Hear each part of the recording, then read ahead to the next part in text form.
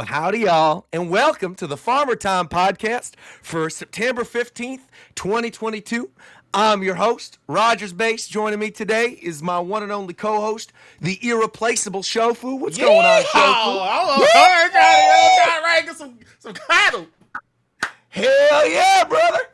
And now we're joined by a pretty fantastic crew today. First and foremost, the heavily replaceable but certainly unique Fidel. What's going on, Fidel? How are you today?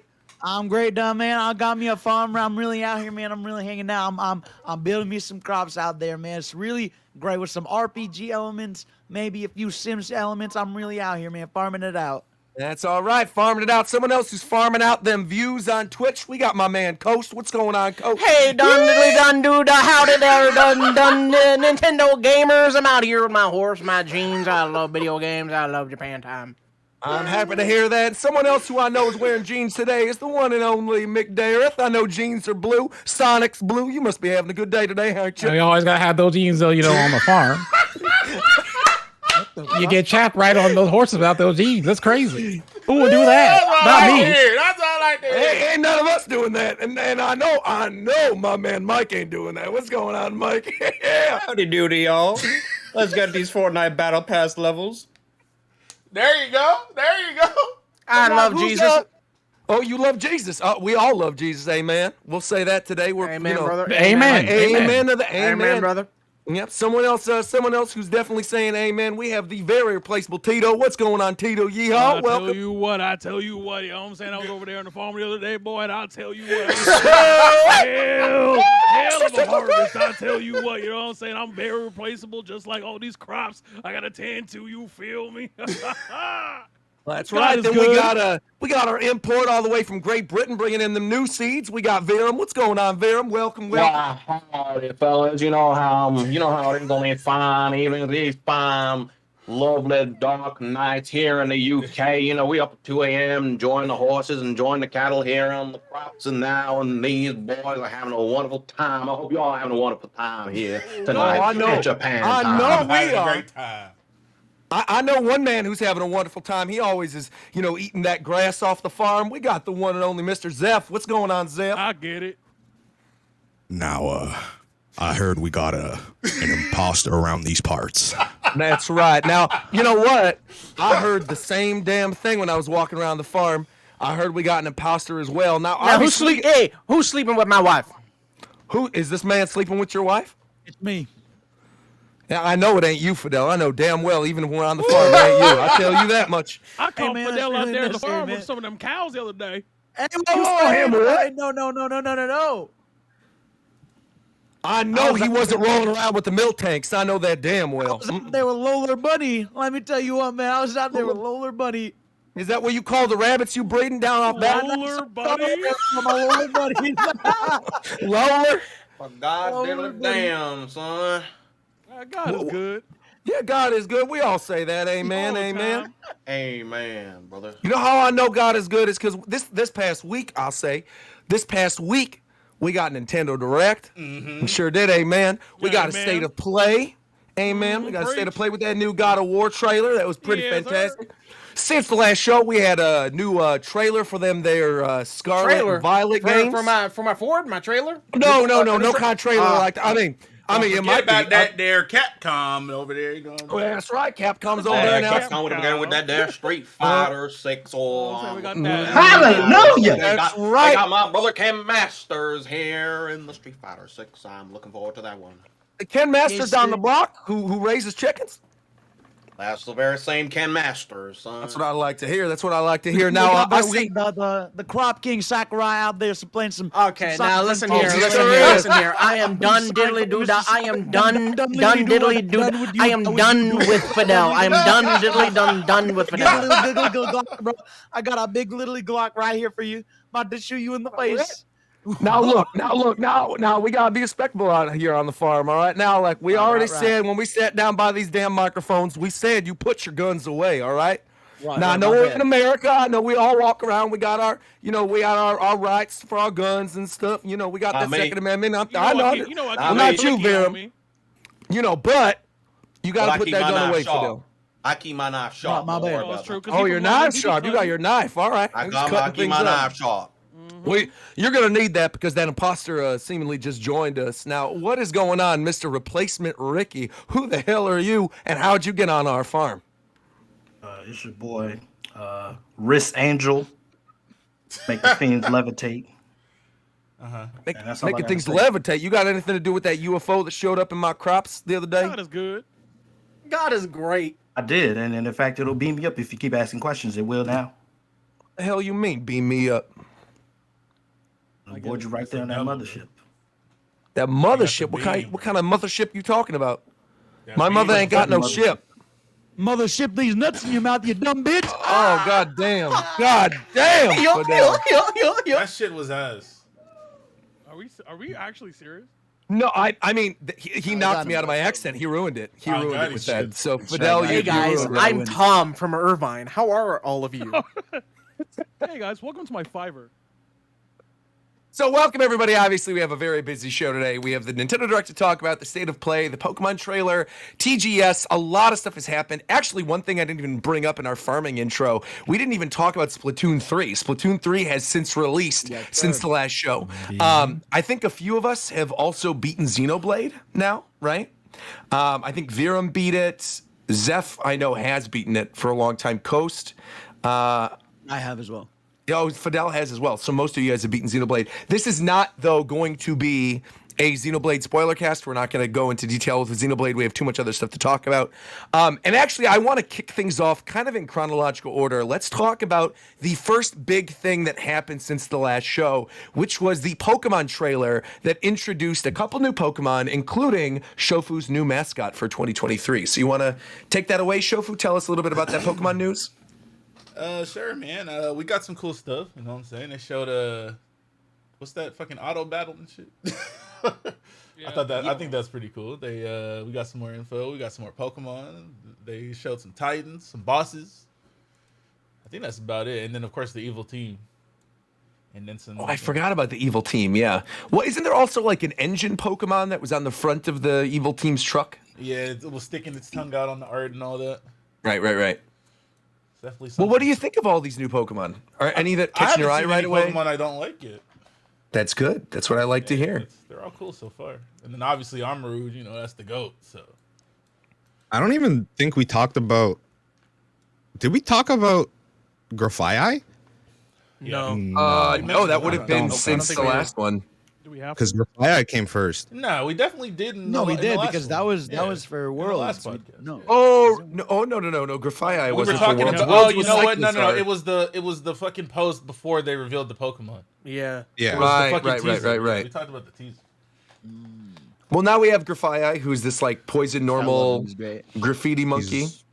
I think he's cool. He has like a little hoodie and a gas mask. Do you think he's gonna evolve? I know. Do you want to know? Well, yeah. I mean, it doesn't matter. A Pokemon. Grafai is the final stage. Oh, weird. All right. Yeah. I thought that was the base form. I didn't think that was gonna be the final stage. That's the final form. What's its ability again? Its ability is Unburden and Poison Touch. Ooh, okay, Unburden's always good. So I feel like I don't know. Poison's pretty good in the metagame too. Poison with all the normal fairies isn't running a around. good typing, but like Typing sucks. if it gets like if it's a special attacker and gets like hyper voice and stuff, it'll probably have its niche, but I don't think it'll be used much. Forgot, does poison resist fighting? Yeah. Yeah. Yes. So it's new. So he does. So he's not weak to fighting then. It's just neutral. That's pretty It'd good. be much better if he was pure poison, but I mean, it depends. We just got to see his stuff. yeah, if he has hyper voice and shit, then yeah. But oh yeah, that could be really good. It is 100% I don't know about hyper voice, but hyper voice is not particularly a strong move or anything. But yeah, but it's like one of the better normal moves. Boomburst would be good. I mean, normal Pokemon get random ass moves, so he might just have some random good shit just because he's. Well, he's probably gonna be like utility. I'd assume. I mean, if he has a burden, he might just be running around doing damage. You would a fake out and then just run around, do shenanigans. Fake out against what? 100%. Covert Cloak? Rest in peace. He's 100% getting fucking sketch anyway. So. Oh, that's right. Because like Smeargle. Yeah. Or maybe its own version of Sketch, like a similar but slightly different move. Yeah, I don't know. I don't think it'll get Sketch. It might get a signature move though. Yeah. I just don't see Sketch would be wild. An unburdened Pokemon that could learn anything could be very, very good. So who's next? Cloth? Claw, yeah, the rock now, that's crab the boy thing right there. I think it's. I have a missed very, opportunity very to make specific Cloth a lot nitpick that's not really related to Cloth. Let's hear it. But the fact that we need 6 images to convey this information is fucking pathetic. 6 What images, information? bro? What are you talking about? Look, The There's like ability. built-in shell smash. Yeah. that should be 2 images at most. Come on now. We don't need to see every stat go up individually, bro. Okay, but not a lot. You gotta remember this image is not for you. But it's gonna happen in game. That's my What I'm point. saying is that little Timmy might be his first Pokemon game. You don't know. He's like, what the fuck does Shell Smash do?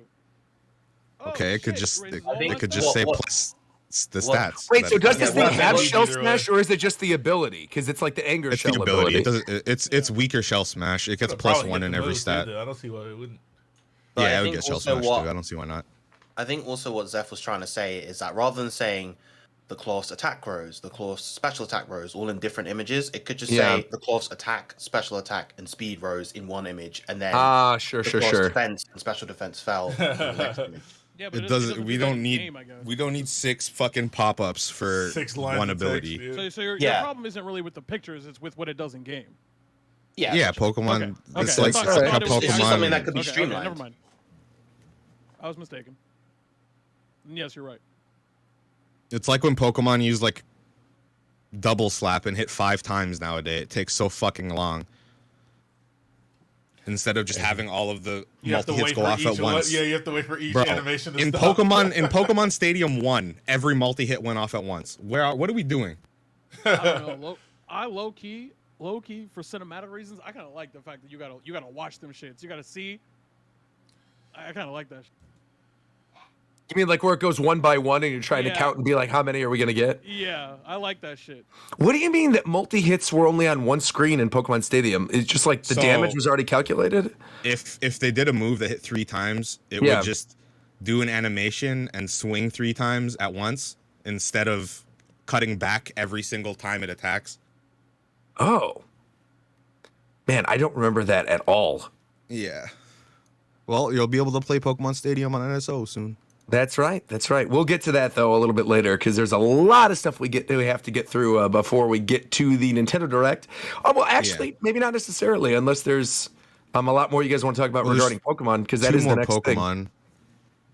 All Well, of the Armor interesting Rouge. stuff that's come out about Pokemon lately, other than the 2 like Pokemon that everyone loves, is all like leaks. So Yeah, a lot of the stuff I was reading, like that you sent me, like the Pokemon they've shown, they're great. Don't get me wrong, like especially with Armor Rouge and what was it called, Cephaloledge? Cerulege. Cerulege. Yeah. Cerulege, yeah.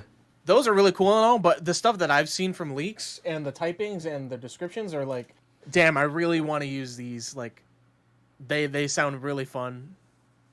It's pretty exciting. I mean, I remember the last. I guess there's been like gameplay and minor story spoilers too, but I'm not gonna say anything obviously. Oh wait, we did get new stuff beyond the Pokemon in this trailer and beyond the new head of the evil team. We got the head of the Pokemon League, Gila, with one of the weirdest character designs I've ever seen. No, it's like her character design's fine. It's just that her Her art is so artwork. bad. Right, it's her artwork. It's just She's so got bad. super long legs. It's very And stiff fingers. feeling. Her fingers are weird. They're like as long as her thigh. It's very weird. Very odd, yeah. I'm not too big of the design on that fire girl. I forget her name. Melia? What is Mela? that? Mela. Yeah. Yeah, that's I don't Mela really- with boots. I don't really care for her either. It's just how much it's just how much she contrasts with all the other members of the team. Yeah. Like, she doesn't feel like the leader of the team. She just feels like her own thing. Well, isn't the thing Well, that like the thing is that she's go not ahead. the leader. right? There's other gangs and other leaders and stuff. Yeah. Because But she doesn't there's- even feel associated with them at all. If Yeah, you, no, like, remove these the emblem, grunts, this is probably one of the weakest evil teams we've had. Aren't they just maybe high school ever. bullies? They just look. I think It's like Yeah, Team right. Skull, but worse, bro. Yeah. No, when I saw it, I was just like, oh, these are just like the high school bullies, basically. Yeah, I don't particularly care about Team Star. I mean, they could end up being cool though. I liked Team Skull for what they were. Team Skull was cool because like That was fun. Yeah. they're also like self-aware, but like I don't know. You're just not vibing with them. I understand. Maybe when I see more of the leaders, I'll care, but I really don't care about them. There's also the grass gym leader. Yeah, That's right. Oh, the one with the yeah. whip. Yeah, yeah. Forgot about that. and his weird ass pseudo-wudo. So I'm I'm the guy that wondering. looks like the professor almost. Uh, Like the way their outfit looks. Who am I thinking of? Am I thinking of the Arvin? actual? Yeah, that's what I'm thinking of. He's a rival. Yeah. oh yeah, yeah. He's the one that you're like hunting the claw for. I like his design. Yeah, his design's cool. I like him. No, the thing with the grass gym leader that brings up a good point is like there's this thing going around where people are thinking that each of the gym leaders are going to have a Pokemon that's not of the regular type that then has like Terrastall ability and stuff, but that they'll probably like change the game up. Like I think one person was theorizing that like kind of like what we saw in the trailer with not Carkol. What's the final form? Colossal, right? That Colossal has Steam Engine. And so people are thinking that like if there's a water gym leader that Colossal will like Terrastall into a water type and that'll be their signature Pokemon. So it'll be weird things like that that sort of play with the typings of the Pokemon and like battle strategies and stuff. I think it could be cool. I don't think it'll still be a challenge because apparently gyms don't scale. So unless you go to the 8th gym first, then you probably won't have a challenge. But I guess you could do that. You could have like one really difficult challenge and then the rest of the game just breeze by the rest of them. Well, you could do a run where you literally go straight to the Elite Four at the start of the game. There you go. Right. Yeah. Like Breath of the so. Wild. Something They don't that let was you go in, something right? that was interesting that was said by someone that played the game early. So you can go through the Pokemon League and beat the champion before you get any of the badges.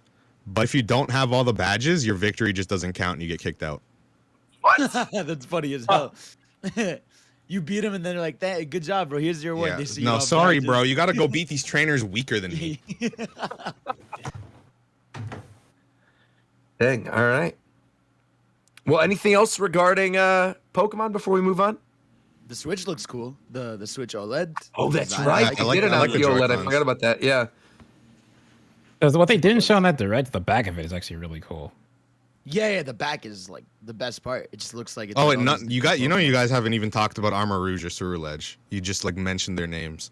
Well, I mean, what is there to say about them? They're fire. I don't care fire, about They, dude. they are sick as shit.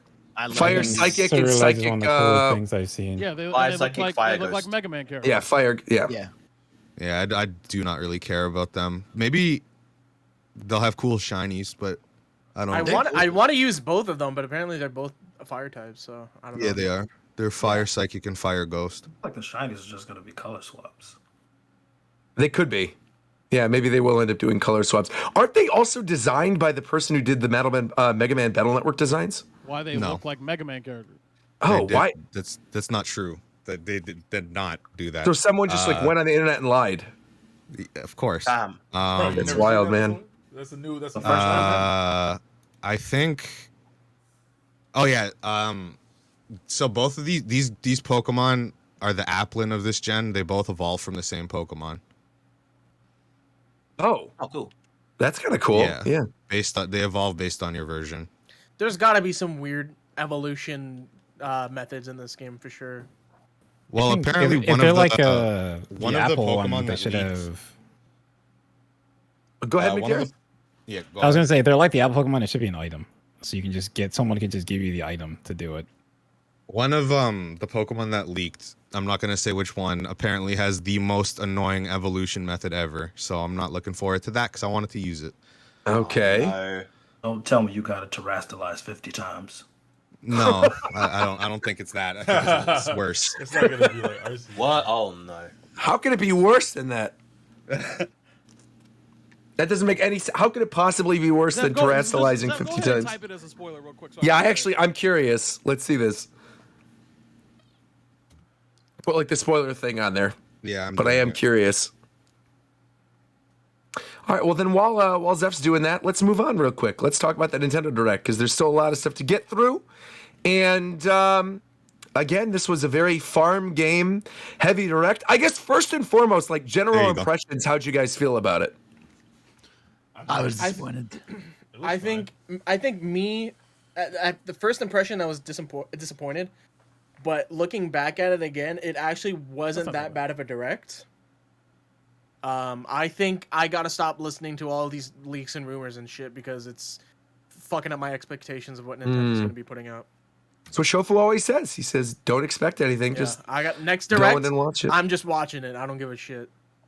That's what I do. It's funny though because I think that go ahead. Oh, go ahead, I mean, Shofu. I was just gonna say. I mean, for me, getting a title and a date for Zelda was really all like. There's if I get that, then I don't care what the rest of the Direct was. Yeah, So I was very happy with that. That's all I needed. Also, Fire Emblem finally. Yeah, finally. We've been waiting so long for that. Yeah. Is it true the shit didn't air in the UK because the shit was called Tears of the Kingdom? That is definitely true. That's the case. Yeah. That's a rumor, but I wouldn't be surprised if that was the case. That is 100% the case, bro. I honestly, for the Direct, it's weird. Like looking back at it, like I was talking about it earlier, like it had solid stuff. I just think as a presentation, like itself, it was paced poorly, and I feel like besides Octopath, like a lot of the third party stuff was kind of whatever. And I think one of the main issues I had is like a lot of the first party games felt like a half announcement, right? So like with Mario Kart, it was like, here's 2 tracks. With Pikmin 4, right? It was like, it's been 7 years since we heard this game was in development. Yeah, why did they show 2 Mario Kart tracks? Yeah, I know. Like, it's like, just save it by that Don't we get 8? Yeah, exactly. Yeah. It's just they're saving it. So I'm like, and then Pikmin, I'm like, it's been so long since, and like just getting I'm like one 100% sure screenshot- Pikmin 4 has restarted development like 6 Yeah, no, it fucking definitely times. did. Oh, Yeah, definitely. for sure.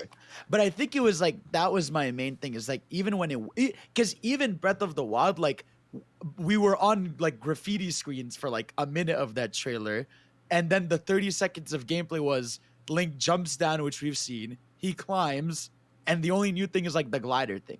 We So, saw what pissed me off about that trailer is do you remember when he's like inside the cave area? Yeah. And it looks so fucking cool, and then they just don't show the cave. Like Yeah, bro. exactly. Okay, And like so, that. Yeah. go ahead. You go first. I was gonna say just like to finish my point about Direct. So it's like I just felt like a lot of the first party stuff felt like it was like half a good announcement because like even NSO like usually September is when we get a new console or a new thing and it was just like here's more 64 games. So I don't know. I think it was just like a lot of the games just felt like okay this is cool but it's not like a big blowout or something crazy was shown. See, Do you guys think that Breath of the Wild 2 now having a longer dev cycle than Breath of the Wild 1 means that the overworld will be more substantial than 1? I mean, I it think looks like it so, has to be, 'cause right? it looks all like they the- have like Because, Skyward with stuff. Breath of the Yeah. Wild 1, most of their dev time went into the physics, and now they don't have to fucking care about that at all. And it's been a longer time since Breath of the Wild 1's development. Yeah. But this game has to be just like fuck huge. I think on that topic, right? Like just a little bit that we see in the trailer, there's worlds in the sky, then there's worlds that are floating above the actual overworld, and then there's the overworld. So it's almost like there's 3 levels to this. Yeah. And there's been rumors since the beginning that there's also some type of like underground thing too. The cave system. Yeah, so I mean, there could be a lot of. I'm sure there will be, but there could be a lot more content in this game than I think a lot of people are expecting. Yeah, and I thought the glider thing was really cool. I think for me, The glider getting the shit was so release date- fucking. When he jumped down, the first I couldn't even contain myself. I just yelled out Fortnite. Like it looked like a Fortnite glider. It was so weird. yeah, Now this is an actual question because Yeah. this is how like when I look at games like this, where it's like I don't really give a fuck about Zelda, but this from what all the gameplay that I've seen of it, a lot of the game is exploration based. Like that's like a lot of the part of like what makes that game really good is that you're going around. It's like Elden Ring, where it's like a lot of the part is exploring the map, seeing new environments, fighting monsters, or finding optimal paths. A lot of it's movement, shit like that. So like, I guess like, wouldn't it be, in my mind, wouldn't it be bad to show more than there've been show? Like, wouldn't you want them to show as little as possible, but still trying to tell you what the game like? No, I don't feel like if, they're showing. If there's a bunch of like new locales and stuff, I would at least like to see something that isn't a grassland or so a like sky. I'm a little mixed on that because like I absolutely would love to go in as blind as possible, but also like if you played Breath of the Wild, we know that this is like mostly taking place in the same overworld. I think they haven't really shown what is exactly different about this one. Like there's more map in the sky, but I don't think we have the hook yet. Besides, it's just a sequel to Breath of the Wild, which might be all the hook they need. I don't know. Yeah, like I mean, I guess that's just my question because it's like I understand where you're going back to areas from 1. So if you want to focus on seeing areas from 1, that's cool. But like, I would think, like for a game that's like telling a narrative story over the same map, which I think is kind of cool. It's like it's to the benefit of the player in a lot of instances to allow them to explore at their own pace rather than because I just feel like a lot of trailers just like show you everything immediately and then it kind of ruins it. So I feel like that's a thing like in the industry as a whole where like niggas show you too much. I think a lot of trailers show you way too much. So then you go into the fucking game. Like I can't like I literally watched the God of War trailer and then like I haven't seen it since because I felt like I saw too much. Yeah. Like you know so that's like a me thing, but you're totally right. I remember but they were also playing Elden Ring. I think with like Breath of the Wild so far it's been a lot of times the opposite, right? Where they do like a nice cryptic it's like 30 seconds of like something you can chew on for a little bit, but it's nothing to like analyze much, you know, like and also can we talk about how there had to be some bullshit here where they were like for 2 years now like we can't show the title because so that I have a theory on that. Let me bring this up. So I think I even tweeted this. I don't think that the title Tears of the Kingdom was the big spoiler thing. I think they didn't want to reveal the title without revealing the logo. And the logo, if you look at it just a little bit, very clearly has a deteriorating Master Sword on it. And something that was brought up in my live chat during my live reaction was that in Twilight Princess, there's like those tears of light, remember? That you're gathering in when you're in like the wolf form. The wolf form? And you're, right. And you're gathering those tears of light. And then the Master Sword, obviously, is Fi, as we know from Skyward Sword. And so the prevailing theory right now is that like Fi is dying or is going to die in this game. Well, and the logo is very, you can't deny the Twilight Princess inspiration. Of course. And there's other things like if you look at the wall mural, there's things that look like stuff out of Twilight Princess in that. There's like the mask that Midna wears when it's like the full mask in Twilight Princess that looks like one of the creatures on there. Do you guys think the Master Sword in this game is going to transform to look like the one on the logo? I think we've seen a shot of it kind of rusty. Oh yeah, we've seen a shot of it like half broken. Right. Yeah. Right. The last. Oh, so maybe it'll break at the half, and then it'll be like half Twilight, whatever Twilight, and then. Or it's something like, you know how in the original Breath of the Wild, right? You'd run to the forest and then you needed to have like a certain amount of hearts to actually pull the Master Sword out. I know people have like glitched their way around it, but like that's how the game was meant to be played. I think it could be something similar to that, where like you're collecting these tears throughout the kingdom that little by little is trying to restore this Master Sword. But when you start, it's like broken and you can't really use it. Like it would be very weird to start a Zelda game and you have the Master Sword. Right. But since this is a direct sequel to Breath of the Wild, it's implied that Link would still have his Master Sword. Yeah, so they would have to break it or something. Right. Yeah. It would have to be like deteriorating or something. And have like death take all your stuff away. I mean, it's very Metroid-esque too. A lot of Metroid games do that, where like Samus arrives on a planet and then her suit short circuits and you have to get everything back. I'm assuming he's gonna get into like a fight or something with something much stronger than him, maybe like Ganon inspired. Well, I think the very first trailer had it, that whatever that mummy corpse was, it like wakes up and all this stuff happens. The sword. Yeah, because like even where you see like Zelda being pushed back, and there's the fire, right, right, and the arm, like that's another thing too, is we saw the arm using magic in the trailer too before, and now it's like we still really haven't seen a lot of that in the trailer that we just got. Well, so look at his arm in this picture. It's obviously a prosthetic, right? In which picture? I'm looking at right now. I think that's the curse. I think it's what the curse did to his arm. Yeah. Oh yeah. It's the curse. And then like we're gonna see. I think the trailer we just saw two different parts of the game, because there's some points where you see him more like this climbing up walls, and other parts where you see him in the champion armor. So I think like the champion parts I think are later in the game almost. I mean, he's like in the champion, in the like shots with him in the champion armor in like gameplay, you can still see he has the fucked up arm. Yeah, it seems like it's like wrapped up though almost. So like well, there's concept art for Breath of the Wild 1 where Link is an adult man with one arm and he puts attachments onto that arm, like a grappling hook or a giant hammer or a gun. Well, that's probably what we're looking at in this one. Only difference is I don't think it'll be attachments. It'll probably be like dark magic or something that transforms it. Yeah. No, I know exactly what you're talking about. From the second trailer we got, it looks like it's almost like the Sheikah Slate replacement. Yeah, for sure. For sure. It's probably going to be that. It's just going to be like a really seamless Sheikah Slate. Might be something silly where you could just repair the sword with whatever you find. Yeah, so you see here. Yeah. I can't get over he like holds his hand out to use the time travel thing. Oh, that's Ken. No, I looked at what Tito was posting. This is for later, but I didn't want to forget. Okay. I was like, this has to do with Zelda? What is this? No. This is for later, so I don't forget.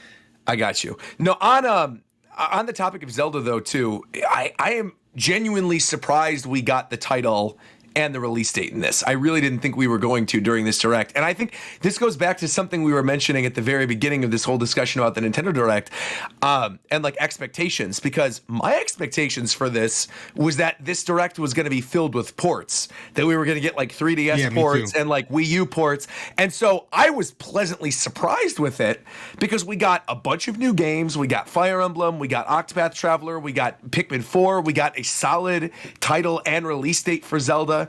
So realistically, like that was more than what I was expecting out of this one. I was not expecting this one to have really much new stuff at all. But I think it goes back to what Fidel was saying, which is that I think the pacing is what messed this up for a lot of people. Because I honestly think the pacing wasn't an issue.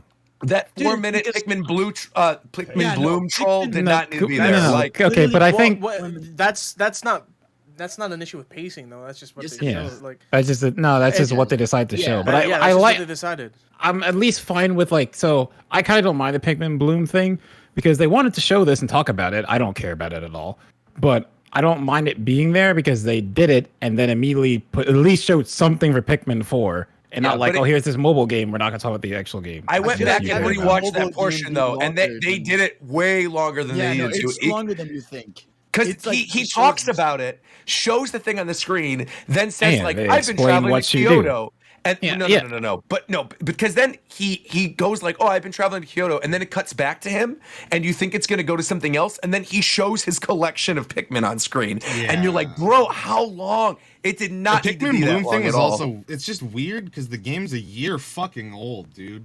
Also, but I think they're doing it. It's a year old. I've never heard of that shit in my entire life. I think that's why they're doing it. Is because I think like if they don't do it like this, the game won't have players because people don't know it exists. I don't think it's gonna have players regardless. I'm not interested in it, but like if you're Nintendo, you kind of need to have something like that in a Direct. You might as well throw that in there if you're about to announce a new game. Anyways, like, why not? Yeah. It's been out for a long time already. Yeah, like there's already a player base for it. But I'm going to tell you, but I'm telling you, I didn't even know that shit was out. People just didn't know. I've never heard of that game my entire life before yesterday, bro.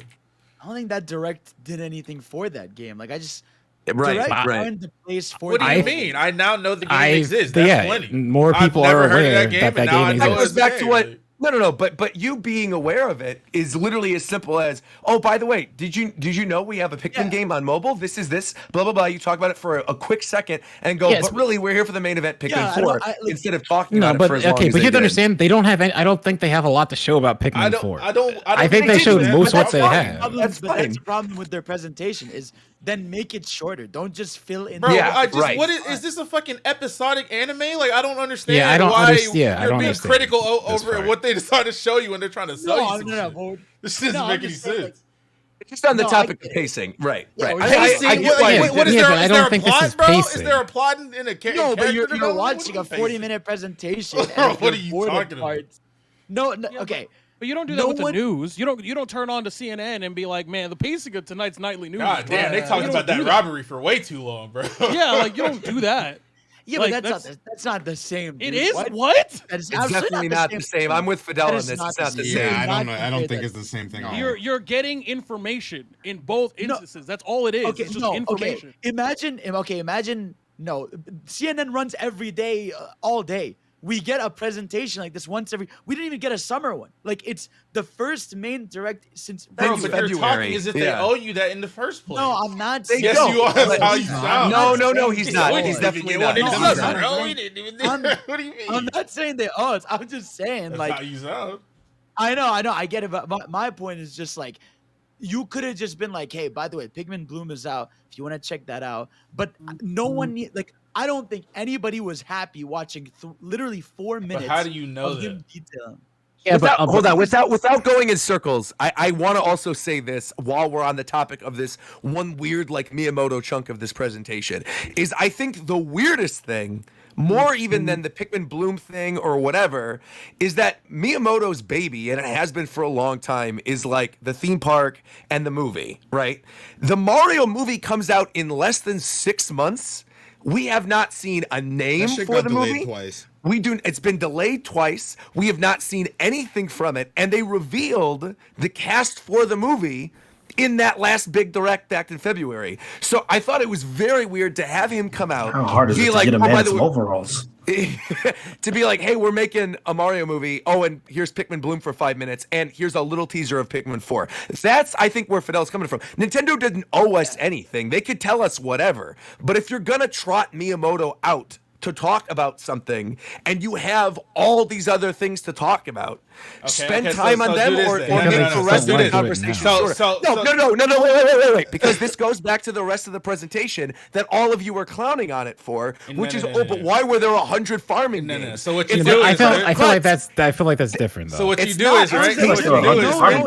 They didn't need to show. It's not different at all. No, exactly. It's very much showing multiple things of the same thing multiple different times throughout it is really different than how long Pikmin Bloom went for. No, because they weren't like sizzle reeling these farm games. They were doing the thing where they had the narrator full on. Yes, but I'm not talking about the length of the farm games. I'm talking about I saw so many of them. You're upset over length. I'm not upset over length. I'm upset that there was so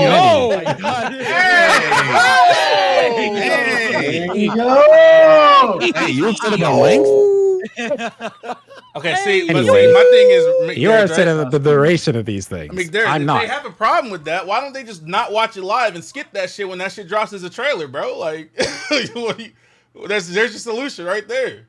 All right, well, since he doesn't care about length, let's talk a little bit about girth, which was that Fire Emblem trailer. That Fire Emblem trailer was girthy, meaty, veiny, and filled with tons of information. Let's talk a little bit about Fire Emblem Engage, all right? Hell yeah. Fire Emblem Engage, our next I just want to say something really weird about that game. Let's go, Zeph. Okay, so like that game looks good, but also looks like shit at the same time. What's the deal with this? Anyone?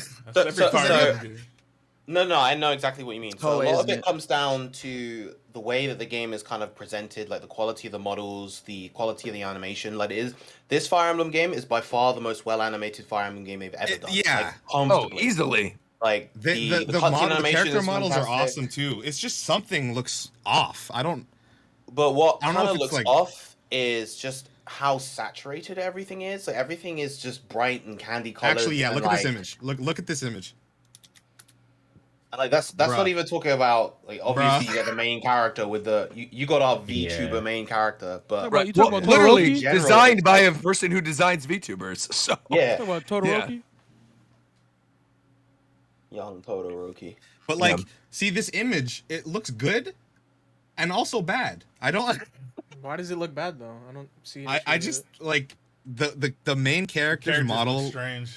Doesn't look like he belongs with the rest of the environment. He doesn't. Like look at him. Look at him and then look at the houses. Design. Well, yeah, like I mean, the environment is all very softly rendered, and then you have this kind of hard-edged, anime-looking character there with both of them. To me, I don't think it seems that out of place because I know it's a Fire Emblem game. I know it's like an anime type game, so those kinds of designs don't really throw me off. Like, I've seen weirder shit.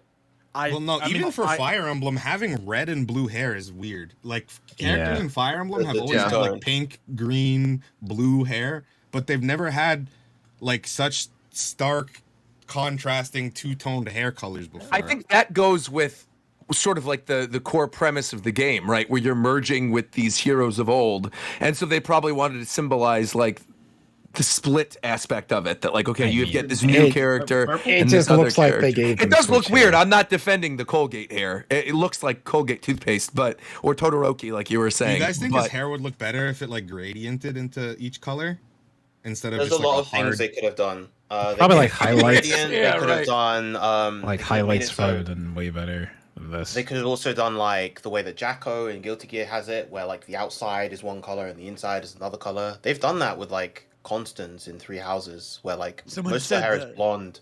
That's right, with the purple. Yeah, I forgot about that. Someone said, "What if their hair changed depending on what Joy-Con colors you had?" That'd be funny. Because they got the blue and red. That'd be hilarious. They were showing screenshots of it. That would be wild. Now, I think another reason people are kind of surprised by this one in terms of the way it looks is because it is so saturated, right? Like, we just came off of Three Houses, and that's been the primary Fire Emblem game for years now. And that game is very desaturated, is brown and dark. And there are some primary colors. You've got like Claude and Edelgard and Dimitri have the very strong, the red and the blue and the yellow. But I feel like every character in this looks super colorful. Like if you just watch that initial trailer, even Marth does. Marth looks like they turned up his blue to 11. Do you guys think it's a little weird too that they're like going back to like Awakening and mixing it with Fire Emblem Heroes? Like Awakening did the whole thing with past heroes already. Not but they were all like DLC though. It wasn't the same extent. I think from a commercial standpoint, it makes a lot of sense because obviously Heroes is by far the highest grossing Fire Emblem thing that there is. Yeah. And so it makes perfect sense for them to want to create a mainline Fire Emblem game that tries to draw in more of the Heroes audience. That's true. Are people actually upset with the look of it? A lot of people are. Yeah. Really? I think people are more upset with the look of the main character. Specifically, the main character I can understand, but like that whole trailer, I was really like. The game looks good. It's just like there are some weird things that really stick out to me that they could fix, I guess, but I don't think they will. Yeah, Virum, that's like a perfect example. Exactly, it was like the browns and the weird saturation. Needed. Yeah. The animation wise, I thought the trailer looked fantastic. Like the way the characters looked. A big step up for the character models are the faces. Yes. Their faces look way more alive than they did in Three Houses and previous games. I saw something about that this game was apparently supposed to be like the anniversary game. It was. That makes sense. Which explains the whole like summoning other heroes and stuff. And I'm also sure they've seen the $7 trillion they've made from Fire Emblem Heroes and thought maybe capitalize something cool on that too idea.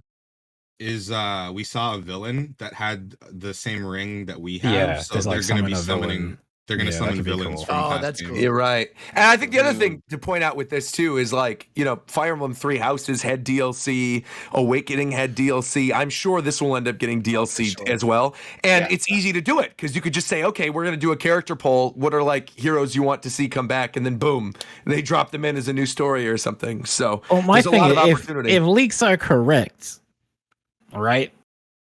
Which, yeah, there was a lot more than what they showed here. Because here they just showed major lords. There's a lot. Yeah, Oh yeah, there's lot tons of characters, and yeah, I mean, I think the artwork on the box art is also like gorgeous too. Not just the one of the two main characters with Marth to the side and that weird Cobra dragon thing, but like the special edition artwork with the red and blue, where it's like, I don't know if you guys have seen this. I'll pull it up and put it in the chat, but it looks like really, really pretty. Probably one of my favorite special editions Nintendo's done in a while. Something cool as well. Really gorgeous. Something cool. I hope, like, since it's not like Awakening, and these heroes are like, they're like actually alive, and they're not just like, you know, like shambling around, not speaking. I hope we get like a villain summons like Black Knight, and we summon Ike or something, and they interact, stuff like that. That would be awesome. I would love that. Also, the purple dragon reminds me a lot of Grima. In some ways. I was gonna say it'd be really cool to see like Lucina or Crom against Robin, Grima Robin. Yeah. So on that topic, if you I know a bunch of people did like breakdowns of this. If you look at this image, which I'm going to link here and show if we could put it on screen, there's a lot of characters on there that can pretty much tell you who's going to be in the game. I have a better version. I'm certain that every single main lord from each title will be usable. Because Lucina's one of them. You can see also it's interesting, bro, because they're they're gonna put in every fucking lord. They're the heroes like legend versions. Like Sigurd has his legend or brave, where he has his spear. Ike is his brave version with an axe. Lucina has the bow. Yep, Lynn. Yeah. Micaiah from Radiant Dawn, which is kind of cool too. So they got a lot of characters, man. Yeah. Here's an image that has them all labeled. Oh, perfect, Dude, perfect. I chuckled a little bit because they revealed like that opening trailer for Engage.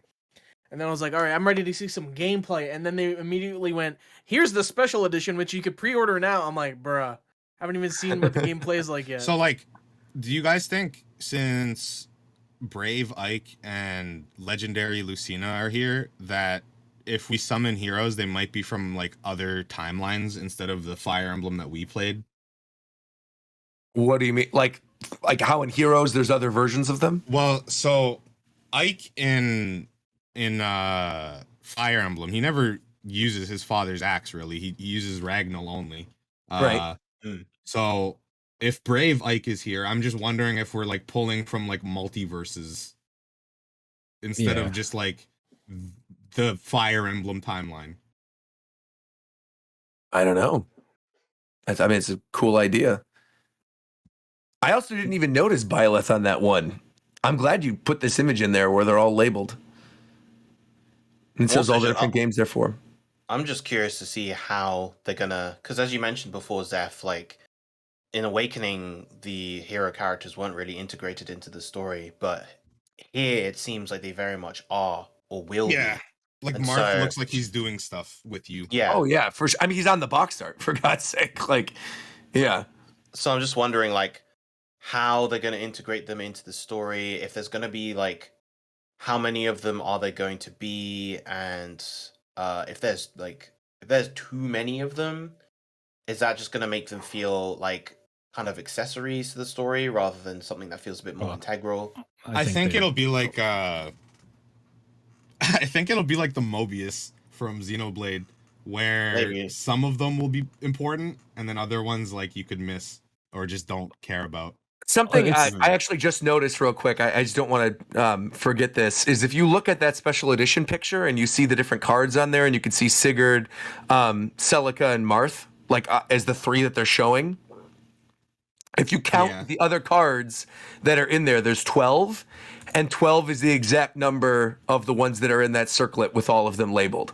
So all of those characters are literally on exclusive artwork that's in this special edition. So I'm assuming those 12 in particular will be ones important to the story. Yeah. Because they're getting redesigns and stuff. So, I mean, and they're included in the special edition.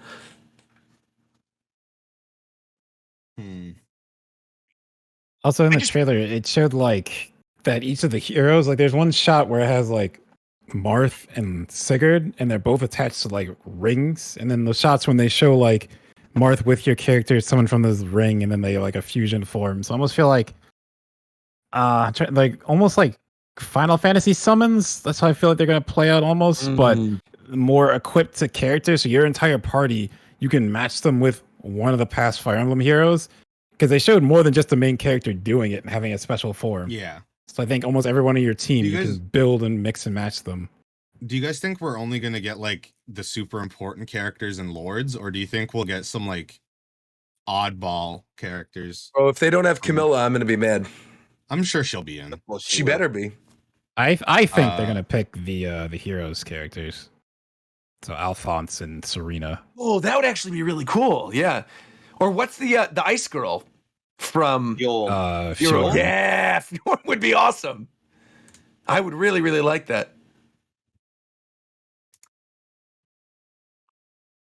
I wonder if the Anna of this game will be from our world or like a past Anna. That would be funny. Well, I think it's a new Anna because she's in. If you go on the official Fire Emblem Twitter, her artwork is already on there. The one from this game. So, okay. Yeah. So I wonder if there'll be an Anna though. Like, I feel like the Awakening and Fates Annas were really popular. Well, this is the here. I'll show you. This is the boop. Oh, she looks pretty much identical. Yeah. Okay. Yeah. She's just like more anime. Yeah, so Fire Emblem Engage comes out in January, which is pretty exciting, coming out very, very soon. And something else that got announced during this Nintendo Direct that is coming out almost right afterwards, huge surprise. This was the thing that got me like screaming. I did not expect them to make this.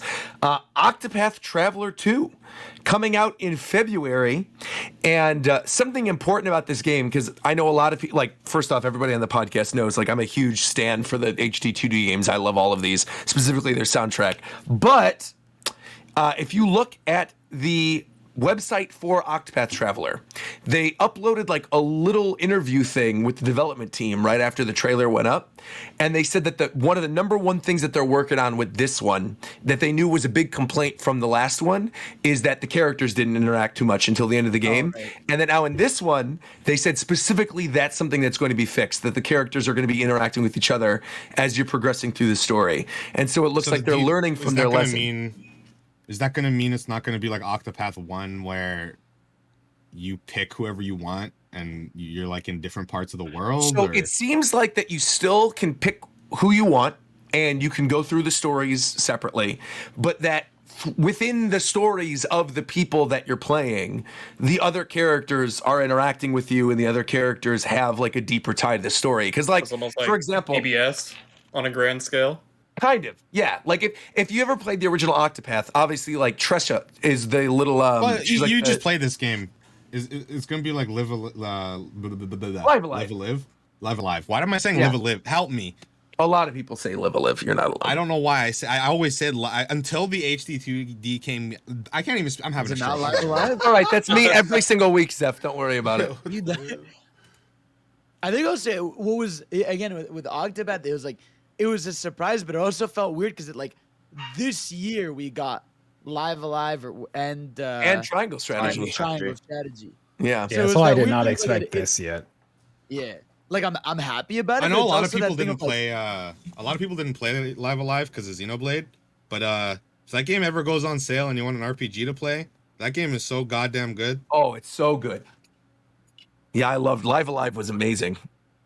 And Triangle Strategy, like I said, is my game of the year right now. Currently, I don't know if anything's going to beat that now that I'm close to the end of Xenoblade. So, and I do love Xenoblade 3, and I platinumed Elden Ring, and I loved it. And I really there's a lot of other good stuff. But on Dragon Quest 3. That'll probably be at TGS, don't you think? Will it? TGS is coming up. Yeah, and they always do Dragon Quest announcements there. Now. Yeah, but I'm saying, like, isn't there going to be a Square Enix presentation thing for Dragon Quest? I'm gonna be completely honest. I only was following the Capcom news, so I don't know. Oh, I'm assuming Square Enix is tomorrow. Square Enix is tomorrow.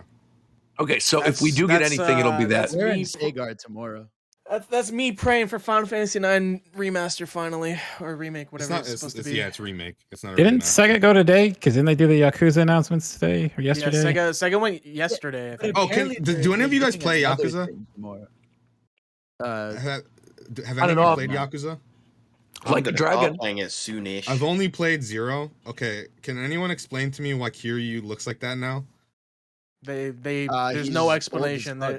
There's no. It's not because of that. It's they explained during the presentation. It's like there's gonna be a game that's coming in between 7 and 8 that explains stuff that happens. Why he looks 8. Like fucking Dante? Yeah. But they just said, there's no reason for it. Like you won't know until later on. Didn't they announce that they're doing like some samurai one or something, like samurai like a dragon? That one's like not canon though. They also clarified that the series is no longer called Yakuza, that they're calling it Like a Dragon because that's the original Japanese name of the series, which I think is kind of bizarre. And you already have like 8 games or something. Well, I think they're changing it too. Aren't they changing it to play like the Like a Dragon game because they have that Judgment game or whatever? That's like Yakuza. The Yakuza games are going to be playing like an RPG instead of an action game. Oh, that's weird. Are they going to go back and retitle the games Like a Dragon? No, because it's called Like a Dragon 8, so it would just be weird to.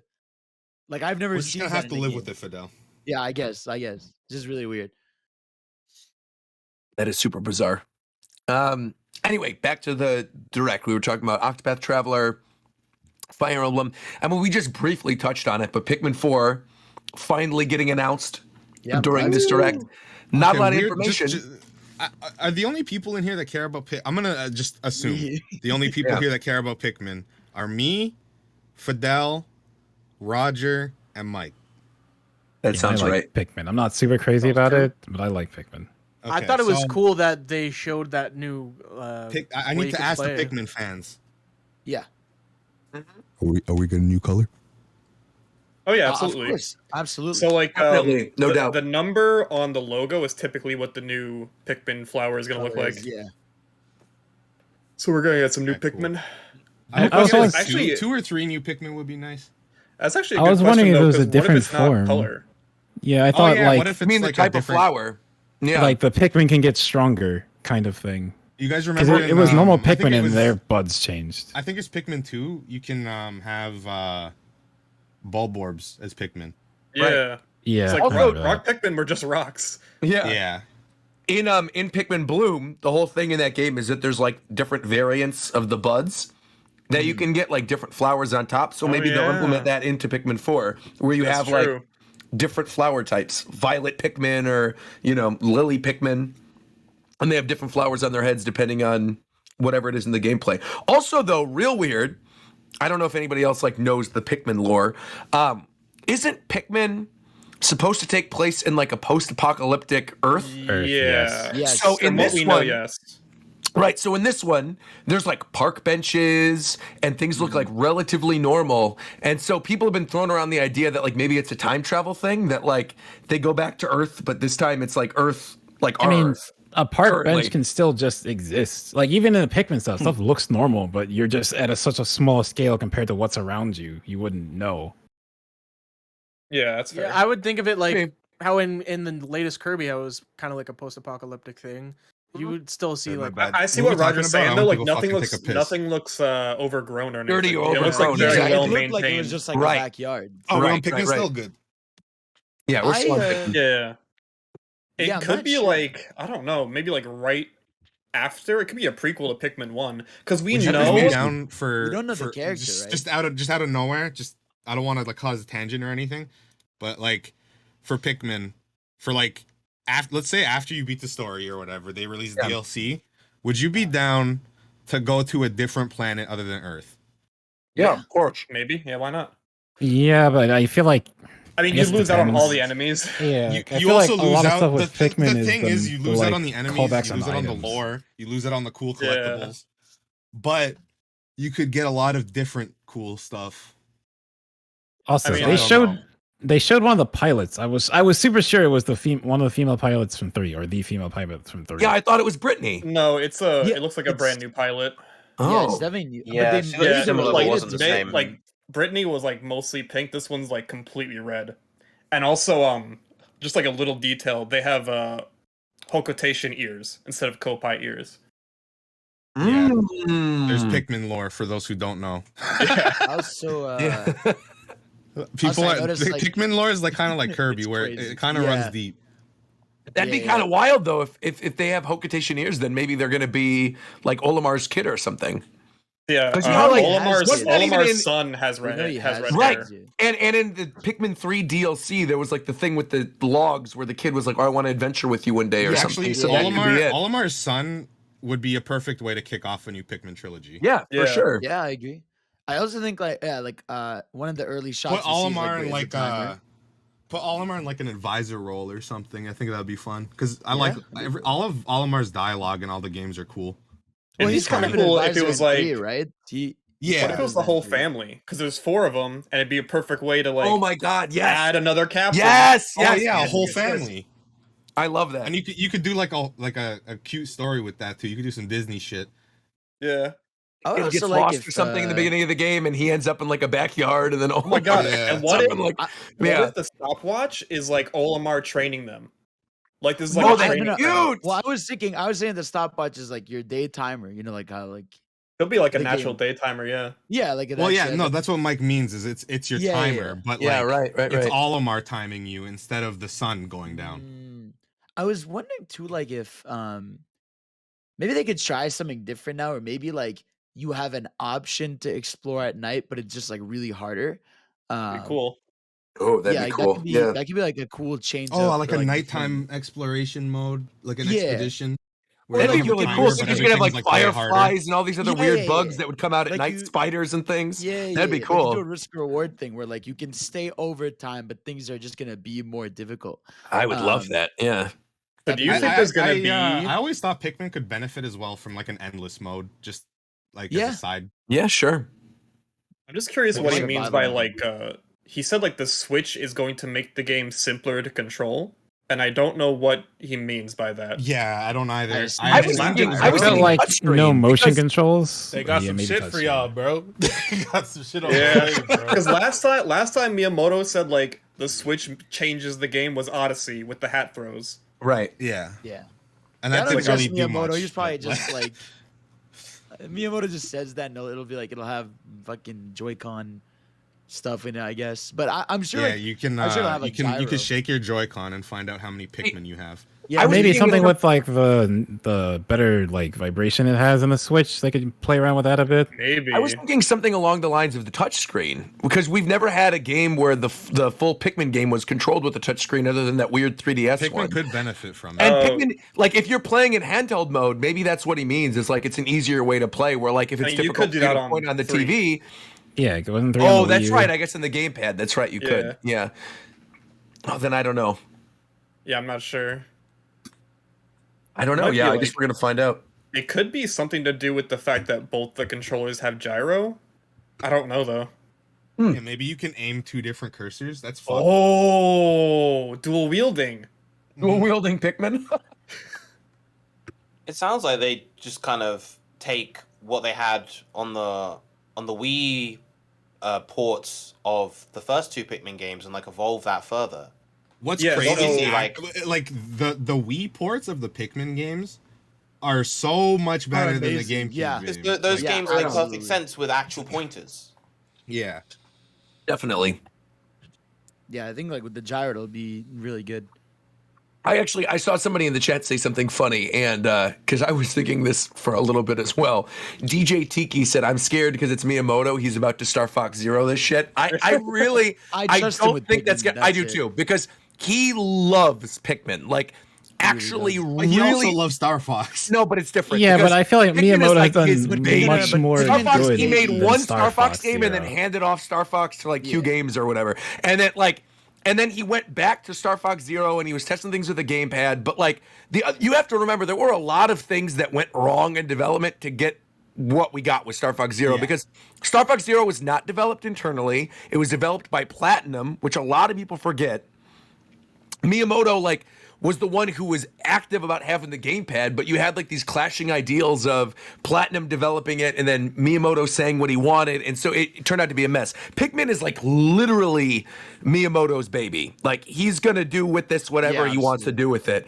And so because of that, I have more faith that it's gonna be really good. Also, there's yet to be a bad mainline Pikmin game. All 3 of them have been very good. 3 is like amazing.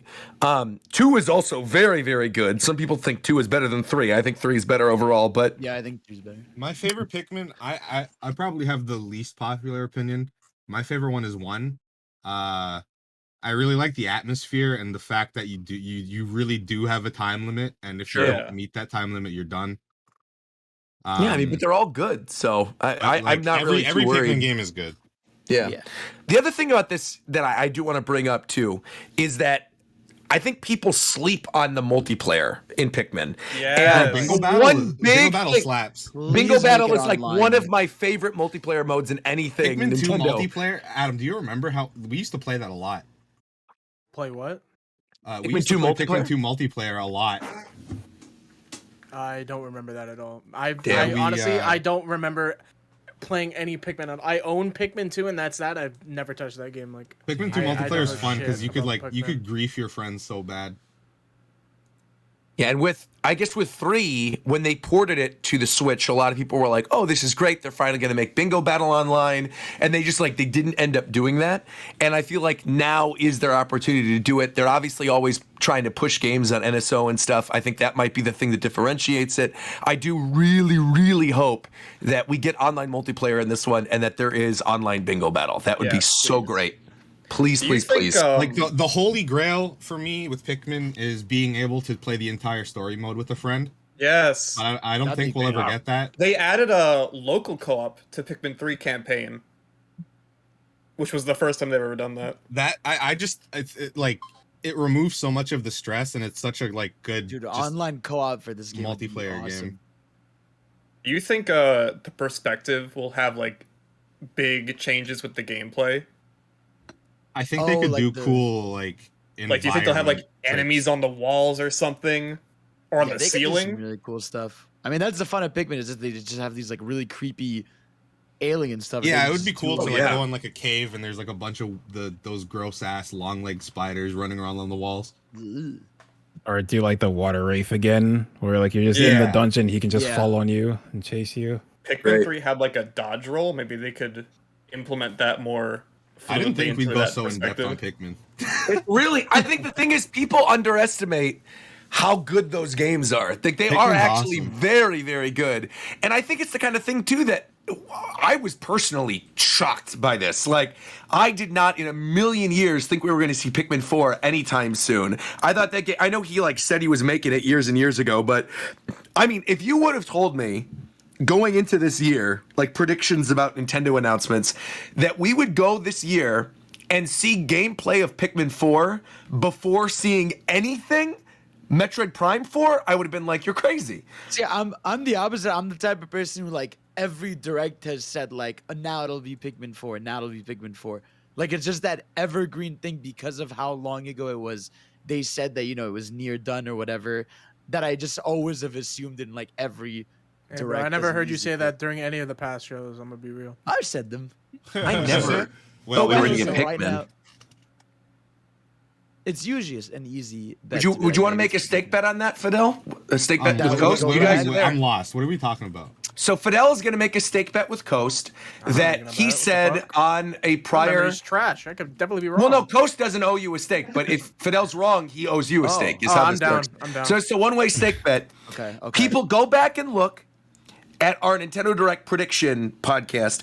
If Fidel didn't bring up Pikmin, he owes Coast a stake. There's definitely one time I've mentioned Pikmin.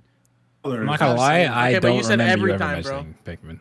Yeah, no, I don't mean I state every time. I just mean it's an easy thing to assume and think about every time. Okay, to think about and say is two different things. Absolutely.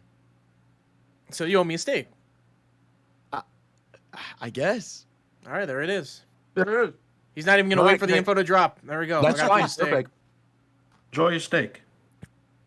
On the I was going to make a weird transition. I'm not going to do that one. I'm throwing that out the window. Forget that transition. We're talking about NSO. We're not. I was going to make a really weird one. It was very weird. Yeah. Let's go. Oh, yeah. So, Fidel, do you want to take this? N64 games and NSO. Go ahead. I was really excited about this shit because we were literally just talking the other day about how we should do like Japan time game nights and shit. Yeah. And how we Mario should Party's emulate the old perfect. Mario Party. Yep. And you were like, I can't join then. But now you can.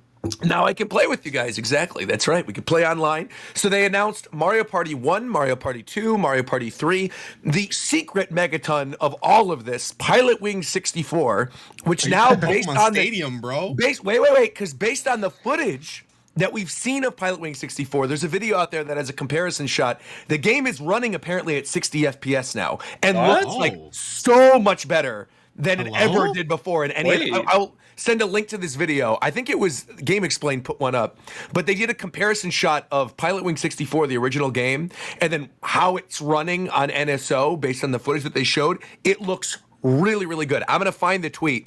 You guys can talk about Pokemon Stadium in the meantime. Also, Pokemon Stadium online multiplayer sushi go round. Who's trying to see me in rental 1-on-1? The rental Pokemon are so busted. No, they aren't. They're trash. Are they? I guess it's been so long I don't remember. That kind of right on, bro. So rental Pokemon, the last stage always has like bad moves, and then the second and first stage have good moves. Oh, okay. So it's like Tyranitar has like Bite and Mud Slap, and Pupitar has Rock Slide and Crunch. So here's, by the way, the link to the Pilot Wing. I mean, this is like, I'm not somebody who normally notices frame rate things, but this is so significant that I even noticed it. Apparently, the original Pilot Wing 64 would achieve 60 FPS gameplay in certain like low polygon count areas, but now it's running smooth as butter. I don't know if you could play that on screen, but the difference is like astronomical. That's crazy. In the original. That's I know, not even right? an N64 game anymore. No, it looks like a brand new game. It's incredible. Yeah. Do you think they'll give that treatment to a certain other game? Oh, you mean it's definitely not going to get it. Yeah, if you're talking about their massive Megaton announcement, GoldenEye 007, no, I do not think GoldenEye is going to be getting 60 FPS. Really, really stupid about that. The Xbox version has 16 by 9 and like updated stuff, but it doesn't have multiplayer online. Yeah, like, right. Because what Xbox? Because I was saying with N64, it's using the app, right? Yeah, it's like Nintendo just built a way to do this on all their games. But with Xbox, they don't really add that functionality on top. They just basically optimize the game super hard to run well on the Xbox. So maybe on Xbox it'll run at 60 FPS, but you're just speed running alone with yourself at that point. So weird. That's going to be amazing, though. Online GoldenEye is going to be so fun. Yeah. Just playing that again with the original weird, disgusting N64 blocky look is like a modern console. Is just going to be great. Honestly, GoldenEye story mode's kind of fun to be, except for the missions where you got to escort people. Those make me want to fucking jump off my roof. But yeah, I just can't wait for Mario Party, man. That's like a big deal because now it makes it like okay that Superstars doesn't get DLC. I have a question about Mario Party, actually. Yeah. So we all are very, very familiar with the big controversy around Mario Party 1, right? Of course. Yes. What are they going to do about that? Probably a warning. Do you think they're going to change it to mashing? Or do you think they're going to just not change that you rotate the stick? I mean, they didn't change it in Superstars. No. Because now the sticks aren't like now they're hella serrated like a knife. But also, didn't Superstars like have a warning or something on that minigame where it's like don't maybe when you boot up, maybe when you boot up Mario Party, it has a warning. No. They're going to keep that shit, not give you a warning, because they know that you're going to fuck up your sticks, get drift on that shit. You got to send it to them to fix it, and they're going to make more money. I didn't even think about drift with Mario. It's a brilliant move. Wow. In fact, the only games in Mario Party now are the ones where you got to rotate your stick. I don't know why this just reminded me of it, but you know how like Disney Plus for old Disney movies that have racist things in them, they have the little disclaimer before the movie where it's like, this might have imagery that is no longer suitable. I was just thinking if like Nintendo, before you boot up Mario Party 1, is like, this could irreversibly damage your hands. If you choose to play this game, proceed with caution. Like, that shit was crazy. Like this was a product of its time. For people who don't know, like if you didn't play, like if you didn't grow up on Mario Party 1, the N64 joystick was literally skinning people's palms. It was it was bad. I mean, they obviously you can play with an N64 controller with Switch Online. They have the N64 controllers. I have one. They're great. So if you really want to have that experience replicated, you can do it. Yeah.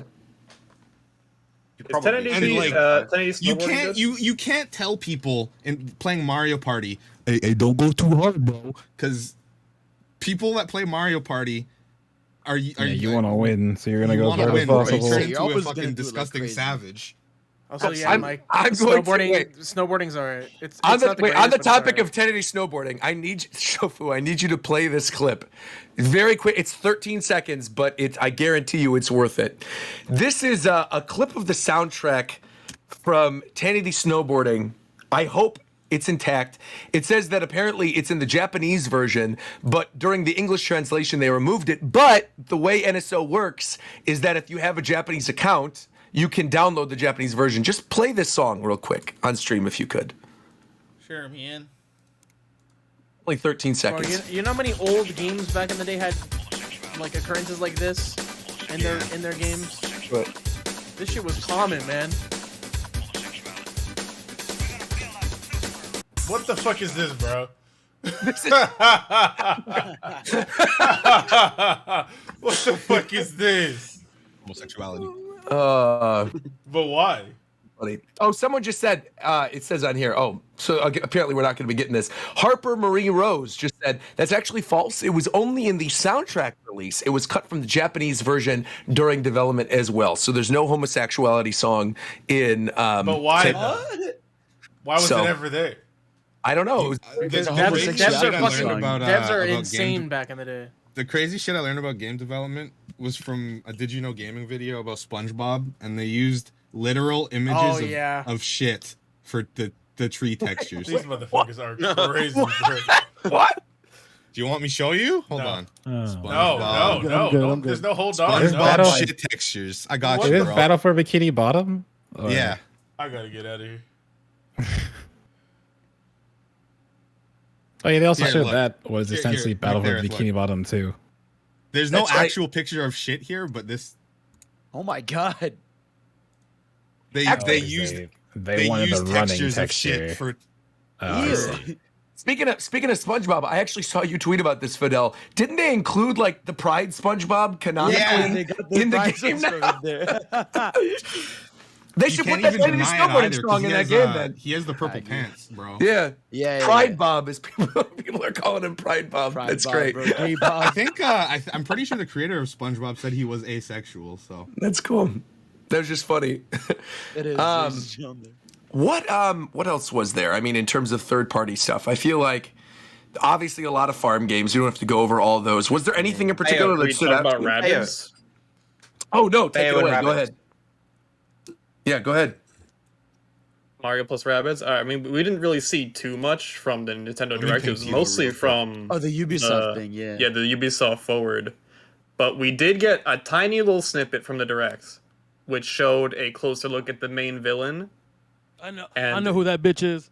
It's pretty obvious at this point. Who is that it? It's gonna be Rosalina. 100% it's Rosalina. Oh, yeah. Is it gonna be Rosalina taken over by something or just Rosalina? So I saw a theory that, you know how Mario plus Rabbids 1 was all about like fusing two things together? Yeah. Yes. Yeah. There's a theory that it might be a fusion of Rosalina and Mr. Dark from Rayman. Oh. And the DLC will be about Rayman hunting Mr. Dark. Cool. That's fine. So like also I just want to say like I don't like the first game, but like the second game's overworlds look like as good as a real 3D Mario. That shit is insane. It's so beautiful. No, dude, the animations are so Oh my god, yeah. Like the on worlds, the train scene, you know how like a lot of games have like this crazy concept art from like early on development? that never gets used. This game looks like it uses that concept art. Yeah. A lot of like I want squash me and some stretch Mario. with the stuff there. And even I'm so excited for the Rayman DLC. Like finally. Also, every single Mario RPG that has Bowser playable is peak. So exactly, yeah, we're gonna win. Did you see Did you see the cutscene with the Wiggler train? Yes, look how Yes, good Wiggler train looks so good. The game uses like the squash and stretch animation stuff, which like makes everything pop up so much. I love how the screenshot looks. Yeah, just like this is it's so from what they've shown, this is like everything I want in a sequel. It's not everything I want. Well, everything besides online multiplayer. Yes, it's missing me putting the pause on some of these niggas, bro. 'Cause I need that. Have they officially said there's not online multiplayer? I mean, the game comes out in like fucking. Do we have 3 any weeks, we would know. information on that weird OC rabbit? No. Oh, That's her name's Edge. That weird goth one? Yeah, that has like a great sword. We just know that her name is Edge, and there's gonna like her backstory's in the game. Okay. I figured she will be the call to arms character. Is she gonna be the character that like bridges the Rayman and Mario worlds, or? Yes, that's what. I think she's the character. She's the tutorial character. You're gonna start with her at the beginning of the game, then you'll unlock, someone else, and you'll get but. Yeah, obviously, like we haven't played the game, so we don't know. But I haven't been keeping up at all. Do you get Bowser at like the beginning, or do you get him like? I don't know. It looks like Mario plus Rabbids 1. You didn't get your full party until like the very end. Yeah. But it looks like they're trying. With this game, it looks like they're trying to give you your party very early. Yeah, isn't the pre-order like a launcher for Bowser? So if you didn't get him soon enough, that'd be kind of weird. Bro, more games need to do that. I'm tired of playing these games and you get your full party like at the very end of the game. No, my biggest pet peeve in video games is when you're playing like a JRPG and you get to the literal like last 5 minutes of the game and you get the ultimate weapon. What am I supposed to do with this? Sure. Yeah. Slap that shit off. I expect you to get the full party in the first quarter of the game. But literally just the final phase of the final boss. That's it. You didn't get Yoshi until like the last 5 levels. I was gonna say what's called for this game. Also, you don't have to have Mario in your main party, which is like a thing. It's a lot of JRPGs. It is also there's that restriction of having one rabbit on your team is also gone. Yeah, you can just customize your team fully, which is like really cool, man. I'm really excited. Rabbits? Mechanically, there's like 5 to 6 new mechanics in this game. Yeah, well, the free movement obviously is a huge one. Yeah. Yeah, there's it's like a whole new combat system that's like way more fluid. It's not. Wait, so I can make a whole party without rabbits? Yeah, so you could have Mario, Luigi, Bowser if you wanted. Oh, maybe I'll play then. Yeah, there's like a shop with consumables, and the sparks. Yeah. Having like a bunch of different effects. Yeah, there's like I think they said like 16 or 15 different sparks that you can put on each character that like do a thing. What are sparks? So sparks are like fat lumas. So they're like lumas that are like basically like mutants. Rabbids, basically, yeah. Lumas that have the rabbit faces. Yeah. So, but they each have like a boon. There's like a blue one, and there's like a red one, and etc. Do you guys assume there's gonna be like a post game where you can play as Rosalina? No. I doubt it. I doubt it. No, but I think Rosalina will be playable in the DLC. Roger, that is the worst fucking thing I've seen in my life. That's what it is, though. That is so ugly. You were asking what a spark is. I linked you to it. That's what it looks like. This looks so bad. I don't think it looks that bad. There's the whole group of them. There you go. I hate this. Some of these the look really Luma cute. the Luma rabbits are weird. Some of them are cute. Bro. Some of these are cute as hell. That ghost one, fire. That one with the shield, disco one, crazy. The disco one is fire. The disco one's funny as fuck. Blubber over in the corner. I'm not as disgusted by the rabbits fucking thing as clearly some other people are. Yeah, I just don't like rabbits. They've disliked them since they came out. Mike, you know what else you love? What's up? Kirby's Return to Dreamland. Correct. Yes, I do. Very good segue. Very good segue. Yes, Ghost. sir. Oh, I'm so excited for this, dude. That's my I remember back then that was such a big deal. It was like the first console Kirby game. It took so long. I know.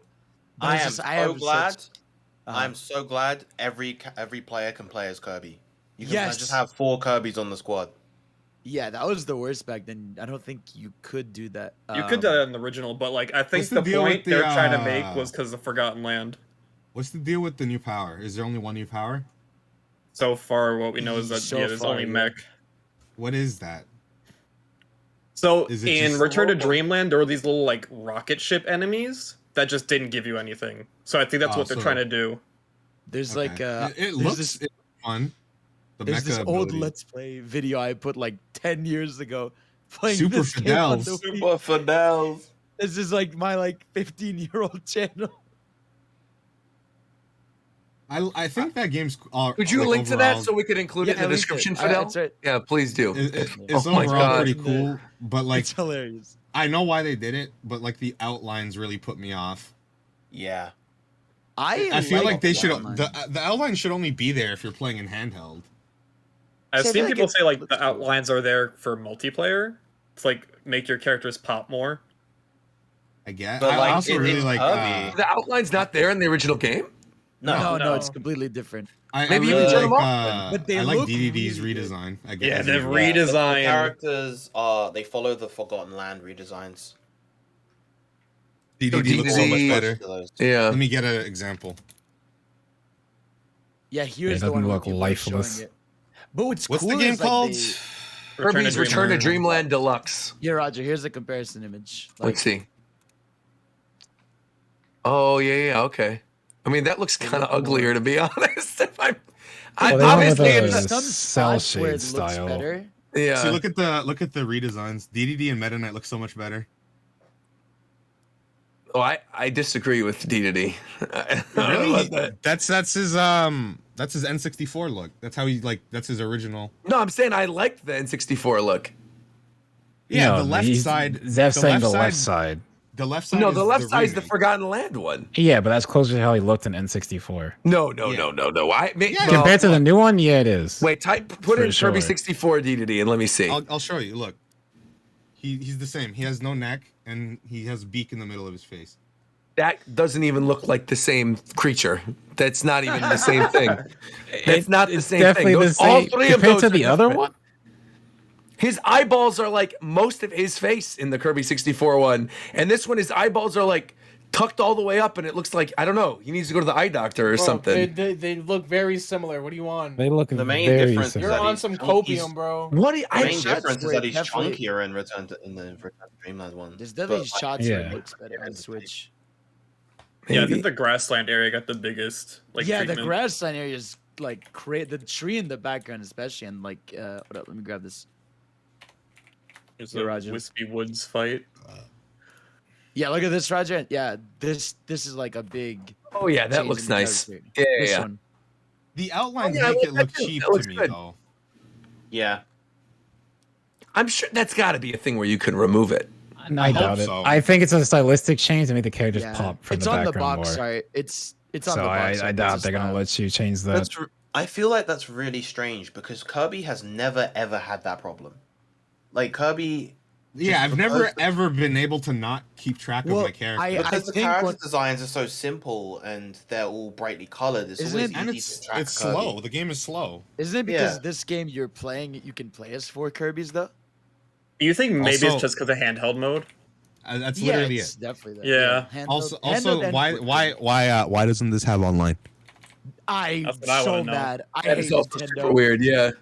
Again, this is what drives me insane about Nintendo is like the selectiveness of like, all right, 3D World will get online multiplayer, but then New Super Mario Bros. U Deluxe won't get it, or like Kirby Or Dream this. Buffet online, but this doesn't. Like, just please, bro, it's 2022, man. Just put On the topic of Kirby and online, something I want to bring up really quickly because I don't know when else we're gonna have a chance to bring this up. Has anybody been playing Dream Buffet? I did. No, yeah. but it Fidel, looks right? pretty. It's really fun. It's good, right? It's really good. It's yeah, so I'm like, fun. I've been finding myself going back and like playing it a couple times every night. Like it's actually really enjoyable. It's perfect for because the length of the games isn't too long. You could play through like a full thing with multiple rounds in like 5 minutes. They reward you pretty much every single level. Like there's no weird scaling of the leveling. Like it's going to take you forever to get to the next level. It's like you play one match a night, you get a new thing. Go ahead, Fidel. And also, I was gonna say it does this really smart thing where you notice this too when you unlock a new map. It shows up right away in your next online. Yes, map. I find that's really smart because then you're like right away incentivized to be like, oh shit, like I'm gonna see this new map right away, and then you'll go again.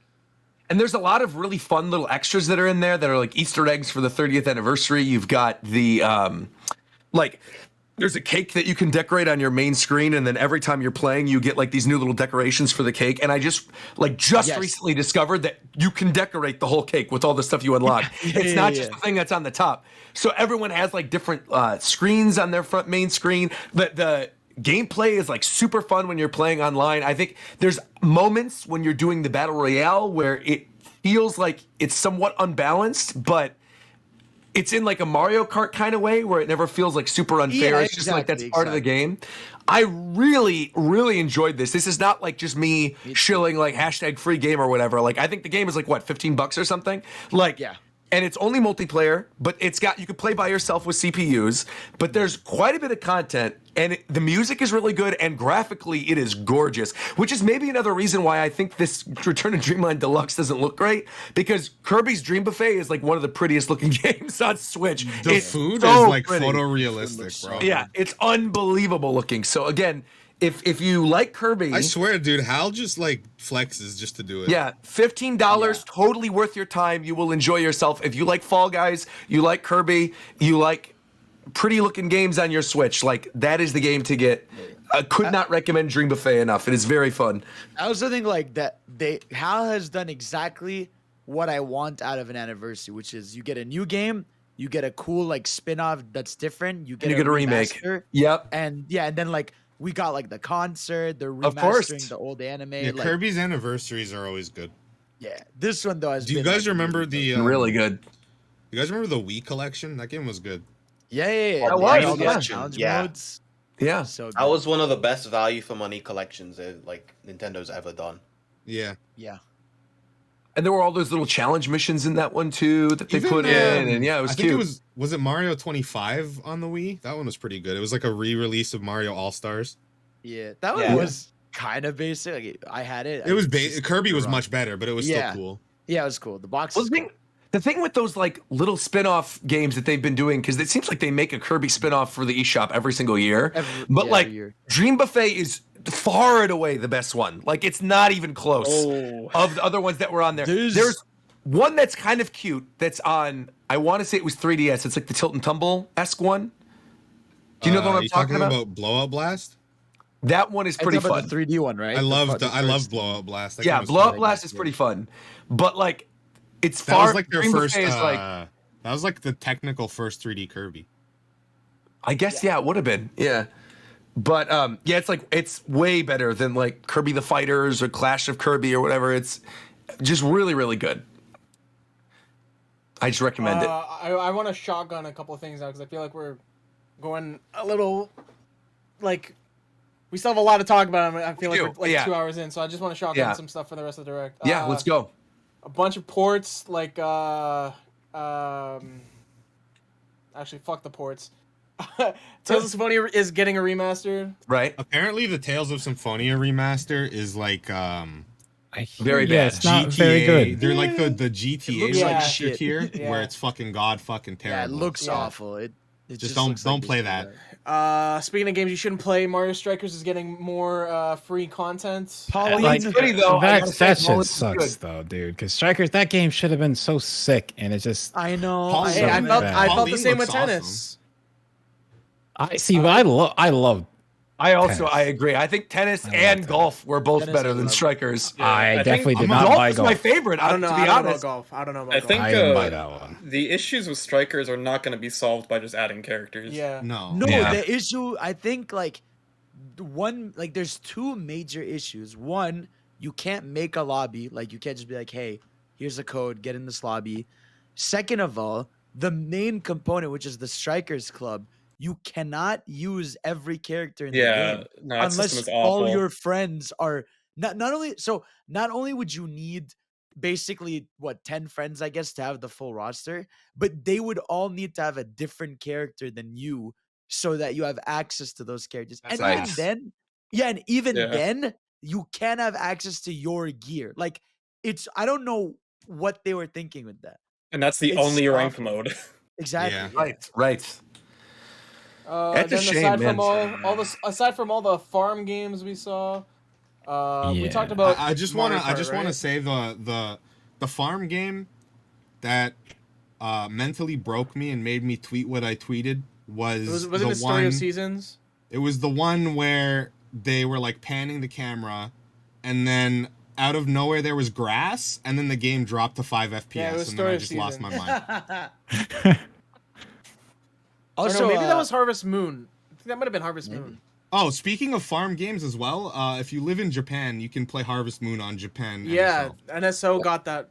That's right. Harvest Moon 64 is coming. I think that's probably going to come here too. Honestly, I don't think so. I think so because it's still Story of Seasons and Harvest Moon. Like all the weird copyright stuff goes on in Japan, just like it does here. And so I feel like I don't know why they wouldn't toss that on NSO at some point. Also, though, again, if you have a Nintendo Switch Online account and you just have another account that's linked to that region, you could download those games and play them. Of course, it's going to have the Japanese text. It's not going to be in English, so that part sucks. But the last small thing we didn't mention for Mario Kart, they only showed 2 tracks, but they look tracks awesome. Yeah, Christmas Course looks great. Do you guys This one think? looks amazing. Do you guys think for the holiday tracks they're gonna release the Vancouver track? That's what I was thinking. Yeah, It cool. would Of drop, course, but it yeah. didn't.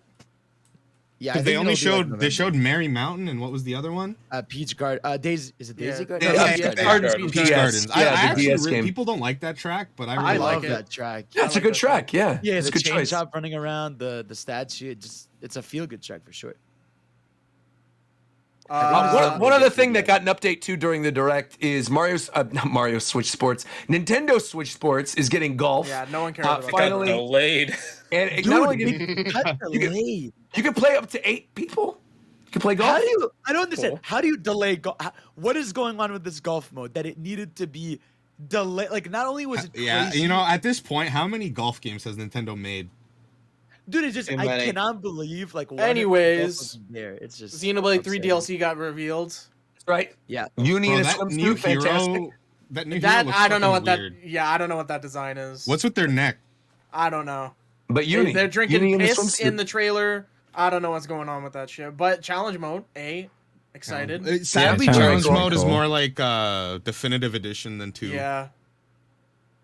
Well, I think And then also a lot of it is going to depend on the rewards that you can get from challenge mode, because like the rewards in 2's challenge mode were worthwhile, but also the extra DLC stuff, I believe, with like Shulk and Fiora and Elma, I think that came a little later. it did. I don't It think they did. came. Yeah. Yeah. So there's still possibilities for that in the challenge mode in the later expansions. Fingers crossed. I would rather have that. And the last thing from this direct that I'll bring up, and then we're going to move on to the state of I play. feel like you're not going to bring is- up the last thing that I was going to bring up. It's Splatoon. What do you mean? Yeah, that wasn't the. We gonna be the have last made thing. no mention of Bayonetta. Oh, that's okay. All right. Go ahead. That's also Take it. what wasn't what I was going to bring up either. But Oh my God. Well, go ahead. Honestly, like I as the resident Bayo guy, what is there to talk about? well, they showed it's the more, stuff. It's more 8-minute it's video. Well, more no. Bayonetta. Gameplay. Yeah, no. They showed more. Like they showed a small trailer, and then they showed that there's a whole fucking YouTube video that you can go watch with way more shit. Oh, I didn't watch that. Yeah. It's like 8 minutes 8-minute where they video. showed. Oh where they my showed god. What? Oh, Basically I didn't the know whole- that.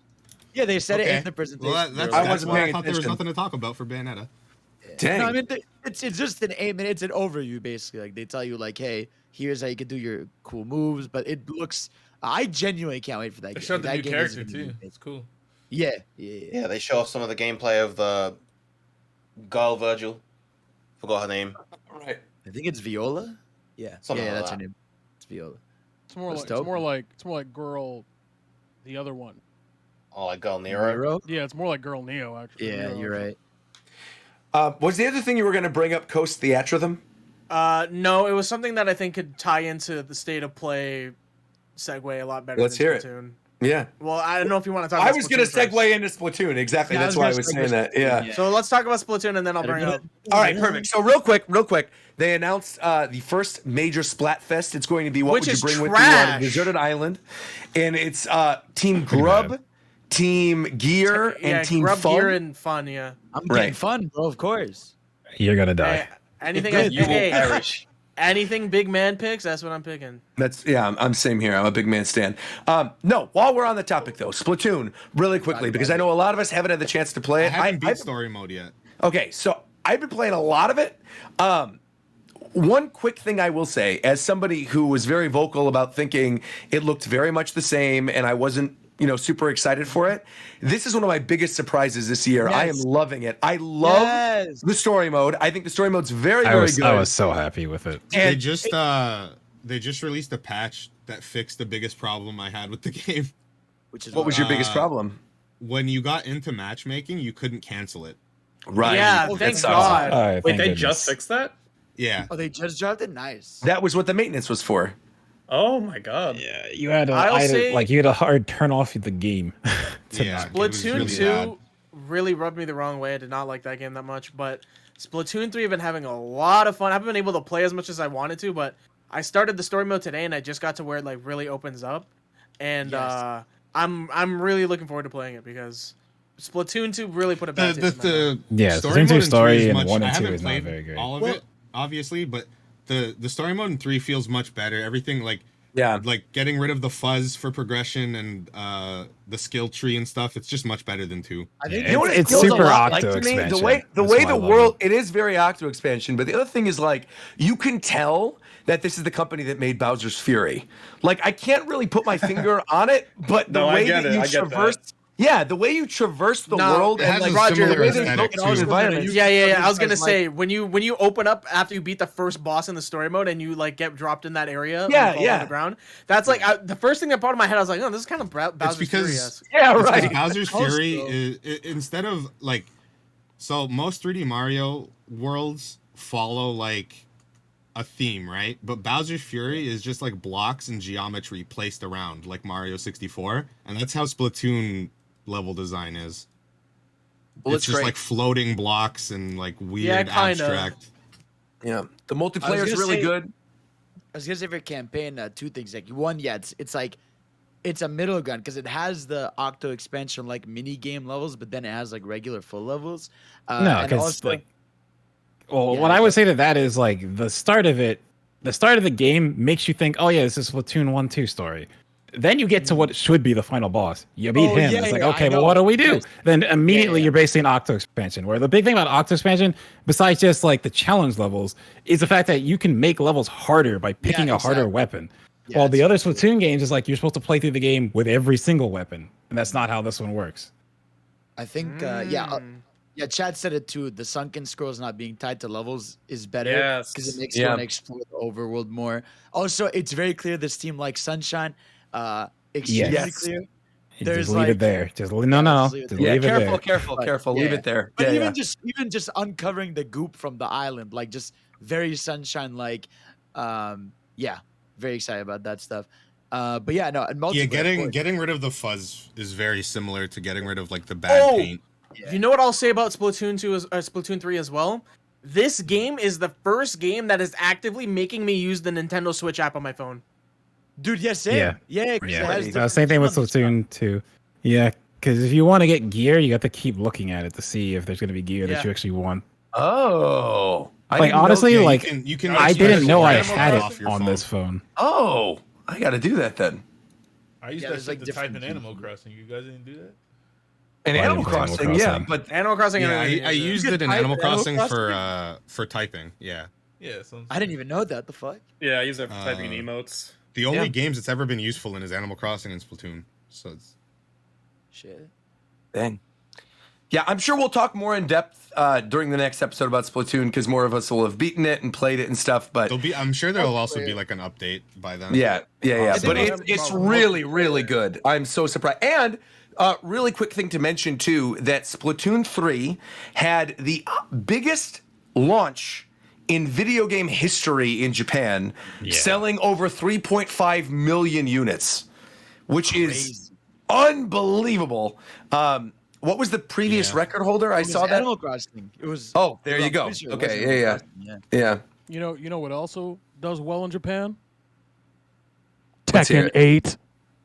Tekken. Going right in the state of Tekken. Oh, wait, we forgot one thing. What do we forget? Come on, man. Wait, what was McDareth gonna say? Oh, I wanted to ask, did you beat all the stages, Fidel? Yeah. I've done. I'm missing 3 more because I know there's like a final level. Bro, don't. I'm telling you right now, you're gonna rage. I'm telling you right now. I did It's that funny because stream. someone was watching you, Roger, and I was like, oh yeah, Roger's about to do this, and I was like, yeah, Roger's not gonna beat that. No, I got through the first section right before the checkpoint, and then I'm like, I'm not doing this again. I'll tell you, you At were least not on like stream. you were like 1/4 by the Of way. the whole level, though. But Yeah. it was 1/4 of the level. But I was near the checkpoint. That's not a is there checkpoint. like It's not technically a checkpoint. It's like Champion Road, basically. Yeah, it's it's Splatoon Champions Champion Road. Yeah. Wait, Is Roger. Champion like Road I was able to do, because though. the one in the Champions Road in like Odyssey was so fucking easy. This thing not. is like You're thing gonna- is no. hard. It challenges your platforming ability in Splatoon, your problem solving ability, your battle ability. Like it's just like it the ultimate challenges a level? lot. Yeah. And like people get stuck on different parts of it depending on what you struggle with in this Oh game. my god, I don't have good depth perception, and there's one you're thing gonna in have- particular you're gonna have issues. that gave me a Later on, really you will hard have time. issues. Where you're holding on to the little, there's like the thing where you're hanging and you have to hold on to that thing, and then you have to jump to the other 3 little inclines. Oh my god, man, that was brutal. I couldn't do it. Wait, so Roger, you said Fidel's gonna what? He's gonna hate it. Is that what you said? What was the word you Yeah. said? What? Yeah. What did You you said think I it's gonna said? make him rage. Oh, you mean like the characters in Tekken? Bro, Bro, no, okay. no. I There's just still one thing. No, bro, There's we've been talking about this still shit one for 2 thing. hours, bro. Just I say know, it already. I know. Just say it, man. Go ahead. Okay, Talk about Tekken. what- Go ahead. Go ahead. Hold on. What I didn't expect to drop at Nintendo or during Nintendo's thing and not Square Enix was that Crisis Core port. Oh yeah, the trailer for it. Yeah. Oh, of course. It looks good. All right, go All right, ahead. that Talk wasn't about as fire. Tekken. Let's go. Get ready for the next battle. Anyway, so Tekken the 8 looking fucking sick. The fucking shot where the chain turns into the 8 in the logo. That Oh might my be God. that might be one of the best, if not the best, logo reveals I've ever seen in my life. Actually, that was crazy. That whole trailer was fantastic. It was just like so good. Just the game looks incredible. I'm assuming that everything in that trailer is like in engine. Yeah, it's all they in said it engine. was like they said it was. Yeah, that's Harada fucking said that nuts. it's from a certain part in the story where it came from. Yeah, because he's That's definitely fucking wild. Jin definitely used. That's definitely Jin's super when he does on Akazuya. That's definitely Jin's rage. Yeah, they're all doing like Jin and Kazuya are actually doing just actual combos to each other. Did y'all see the video on Twitter where what's it called? Kazuya does the Tito, axe you're kick? quiet as fuck, bro. Oh my bad. Am I good? Yeah. All right. The video on Twitter where Kazuya does the axe kick, and then somebody's like, "Bro, that shit look plus as hell." And it's a video, and it shows Jin literally backstepping from blocking this axe kick, and I said, "What the fuck, bro? This game looks like it's a modern fight. Like Tekken is gorgeous. Tekken 7 is gorgeous, but like." People forget that game is literally old as fuck. Oh yeah, it's super Yeah. old. Oh yeah. Like It that looks game, like old the as next shit. generation fighting game. like that game came out on arcades. I think when the 360 was still Okay, now around. Firum. You know what would actually make this game a next gen fighting game? If it fucking comes out with rollback. Yeah, they haven't said anything That about would that yet. make it But a one garbage thing they have, game. one thing that's I think I lost my train of thought actually. Oh, I think it's the first Tekken game that's coming to consoles and not arcades. Correct. Oh, Wow. They're not doing an arcade release? Nope. No. They said that shit. Wow. Wow. You know how many Alright. fucking arcades are closing in Japan and shit, man? I mean, that makes sense, of Like course. but what it's they just what they wild to might think. do is they might release arcade after the fact and put updates on that, but like it's coming to consoles first. Wow. Which is really big because normally with Tekken doing arcade releases, you wait an incredibly long time. Like Pokken had the same thing. You'd wait a long time because it was arcades first. And the console version wasn't as good. Tekken thing 7 has about- been out for 7 years. Bro, Tekken is old as fuck, bro. It's like I also found out the other day that Tekken is like apparently it has a world record for having the most like having like the longest story contained within their games it's the or some shit. longest cohesive story because Yeah, it goes that's 1, what it 2, is. 3, 4, 5, 6, 7. Yeah. That's Yeah. why. Yeah. and it's all canonical and it's all fucking chronological. Like it's I'm excited. Yeah. I'm probably gonna get that game day one. Sure, 2023. I'm pretty sure is the 30th anniversary of Tekken. yeah. Nice. Yeah, it looks good. Tekken's one of those games where you just need to play it to see. If Oh it's yeah, good, I have so. no doubt it's going to be good. So I good. also feel like, man, fighting game fans are eating right now. Between Tekken and Street Fighter, they both look incredible. Like I'm Tekken super is, excited. Tekken's doing the same thing with Street Fighter with the muscles, where they like, you can like see them like move. It's weird, but like looks good. Yeah. Yeah.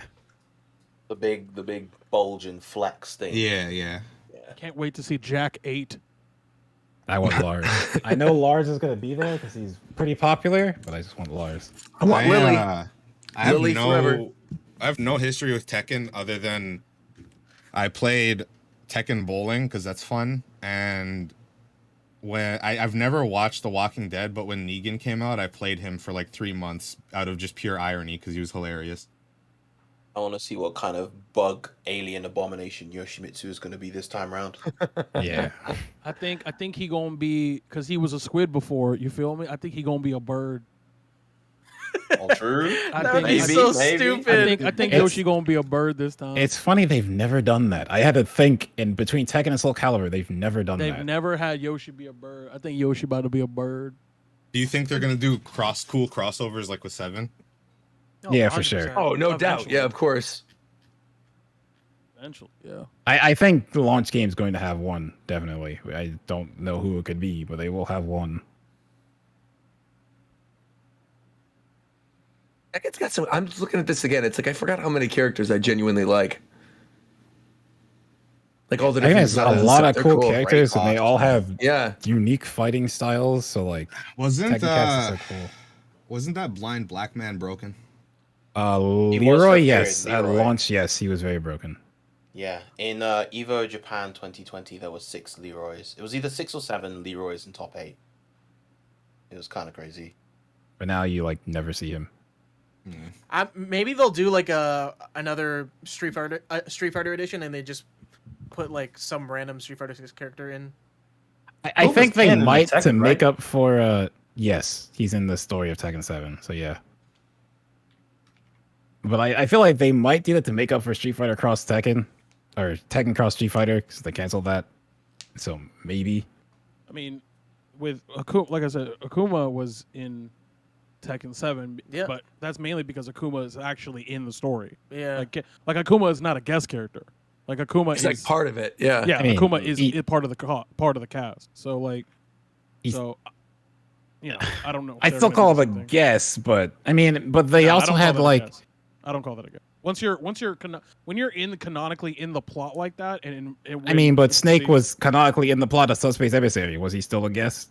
Oh boy. But that's not. You know, the that's not lore the of the same. I don't know world. why you said that. It's also a crossover game. Yeah, you know you're wrong there. Like what? I know I'm not. I would call Kuma a guest character because Kuma did not originate in Tekken. Yeah, he's in the story, I would call Akuma but he did a not guest originate in Tekken, so he's a guest character. But in Tekken 8, if let's put it. There was a new trailer for God of War Ragnarok. God of War Thank you. Ragnarok looks absolutely incredible. Probably a Game of Bro, the Year contender. Definitely a Game of the Year contender. I watched that trailer again before we started, and I know nothing about like the God of War like on PS4, like that one. I haven't played that yet. I haven't played any of those God of Wars. I played the old PS2 ones, but not these new ones. And this new trailer makes me actually want to finally pick it up. Oh, Because you should. there was so much cool shit shown. I feel like this was the trailer this game needed, because for a while, like, it's been like, you know, people have just been like, where's the marketing for this game? Where's the marketing and stuff? And having and even like they just had a Game Informer, and the way they like showed stuff in clips was really weird. But like, so a trailer like this is like really needed, because it was I love trailers like this where it's that mix of like you get those story cut-ins with gameplay moments with some hype moments. Like these are trailers that I think are really good. Like now I'm good. I'm sold. I was already sold. God of War, we all kind of were, yeah. I feel like I just think like a trailer like this was definitely what needed for now, which is good. Yeah. Well, it follows. Yeah, it I actually feel like follows the exact marketing plan of God of War on PS4. It's the exact same thing, where the first 3 trailers are like teasers and or very minimalistic, and they're just like for tone. And then if you go back and watch the last trailer before the release of God of War, it is not. I think this trailer is better, but it's almost the same thing, where it's like basically just a high points trailer. Please buy our game. It's an actual sell point trailer, because like Santa Monica really is protective of the story, so they don't want to like release everything, but they also know you got to like sell the game at the same time. So it's like, so I feel like watching that trailer, I feel like I wanted to see that trailer like 2 months ago, because obviously like the game is so close at this point, and I feel like watching that trailer, as cool as it was, I almost feel like I didn't get too much out of it. Like, I feel like watching that trailer, if I was already going to buy the game, I was already going to buy the game. And as cool as that trailer looked, like, I kind of know what's going on with the game already. And, like, ending the state of play with that, for me, was almost a bit of an odd decision. Because it was like, I don't know, we didn't get really that much in the way of new information. It was just, here's the game looking cool. That's the end of the state of play. Have a lovely day, you know? See, that's kind of how I felt with Zelda. I feel like I was gonna say, like with God of War, like there legit has not been a gameplay trailer since last September, like actually. So I think that's why they did. I don't know why it hasn't felt like it's been that long. Yeah, it was literally it was big showcase basically. Yeah, because let's be honest, the gameplay of God of War, the one of the not bad things about it, it's just it is what it is. Yeah, that exactly. if you don't know, if you haven't played it, it doesn't look any like you wouldn't be able to tell the difference. Like between God of War this one and then God of War Ragnarok if you haven't played it. So like putting a bunch of gameplay in the game. I don't know about that. No, I mean because like in the game you are either using Leviathan Axe or you're using the Blades of Chaos. And the big part, the huge like thing about God of War was you didn't know you would even they marketed the game as if you only have the Leviathan Axe, and then they give you the Blades of Chaos like 60% of the way in the game, and that completely changes the way Kratos is playing. So like now that you know you have both, it's like cool. Do I get to do more Blades of Chaos shit? Are they gonna get rid of Kratos after this game? Well, we maybe shouldn't go into this if people here haven't played it yet, but like the ending of the first God of War PS4 one potentially answers your question. So. I mean, the game is old enough now where I think. Yeah, I don't know. Bro. I'm somebody who straight up said shadows in the end credits of Sonic 2, but I feel look, that's not. It's a pretty big deal. I think. Spoiler warning, and we'll call it a day. We'll just we could do that. Yeah, all right. So spoiler warning for this God of War game 3, 2. Okay, so Zev, at the end of God of War 1, you go and because the whole point of the game is that Kratos and Atreus are trying to go to the mother's homeland. You find out she's a giant, and to like basically throw her ashes there and kind of lay her to rest. The giants are also fortune tellers. Like they can see the future and prophesize. So they go, and on the wall there's a fucking like I don't know, mural. A plaque, a mural. Thank you, that's a better word. A mural, and in the mural, it's depicting Ragnarok. And in Ragnarok, in their interpretation of Ragnarok, Kratos dies in Ragnarok during Ragnarok. Is his son gonna kill him? So that's the thing where in the game, they mention that it's not clear if Atreus is killing him or trying to save him. Like that's okay. Like the would whole they ever? So well, I assume God of War has switched mythologies before, right? Yeah. I think it would be cool if they did Egypt or something. Well, we're away from that. I think there's like a trilogy of Norse games before we get to Egypt. I thought this was going to be the last Norse game. No, there's only one. Yeah, there's only been one. Yeah, no, I think this game will end with Kratos dying, but I think the game I think it will also tease the third game, because I think the third game, the first half of it, you're gonna play as Atreus. Like I think agree. the first half of the game you are Atreus. Like you're just Loki. I haven't played that PS4 one. Do people like his son? Yes. Yeah, he's great. Yeah, I thought people didn't like him. No. Well, it's a meme because it's just like boy, because he calls him boy the whole time, so it's like meme. But Atreus is just like, it's really that's hard a good to make kid character for sure. Yeah. Like there's oh sorry, I didn't know people were unmuting. Sorry. What? I'll wait. I saw Viram and McDarrett. They were deafened, and I almost said something. So I'm glad I caught myself. Oh, okay. Don't worry about it. Yeah. All right. Well, Bro, I mean, I don't know. I don't know if it was just me. But Look, for the people who have played God of War, like the previous one, did the voice acting sound different to you in this trailer? Yes, Kratos sounds different. Is Kratos? Has he had the same voice actor since day one? Yeah, I think so. Yeah.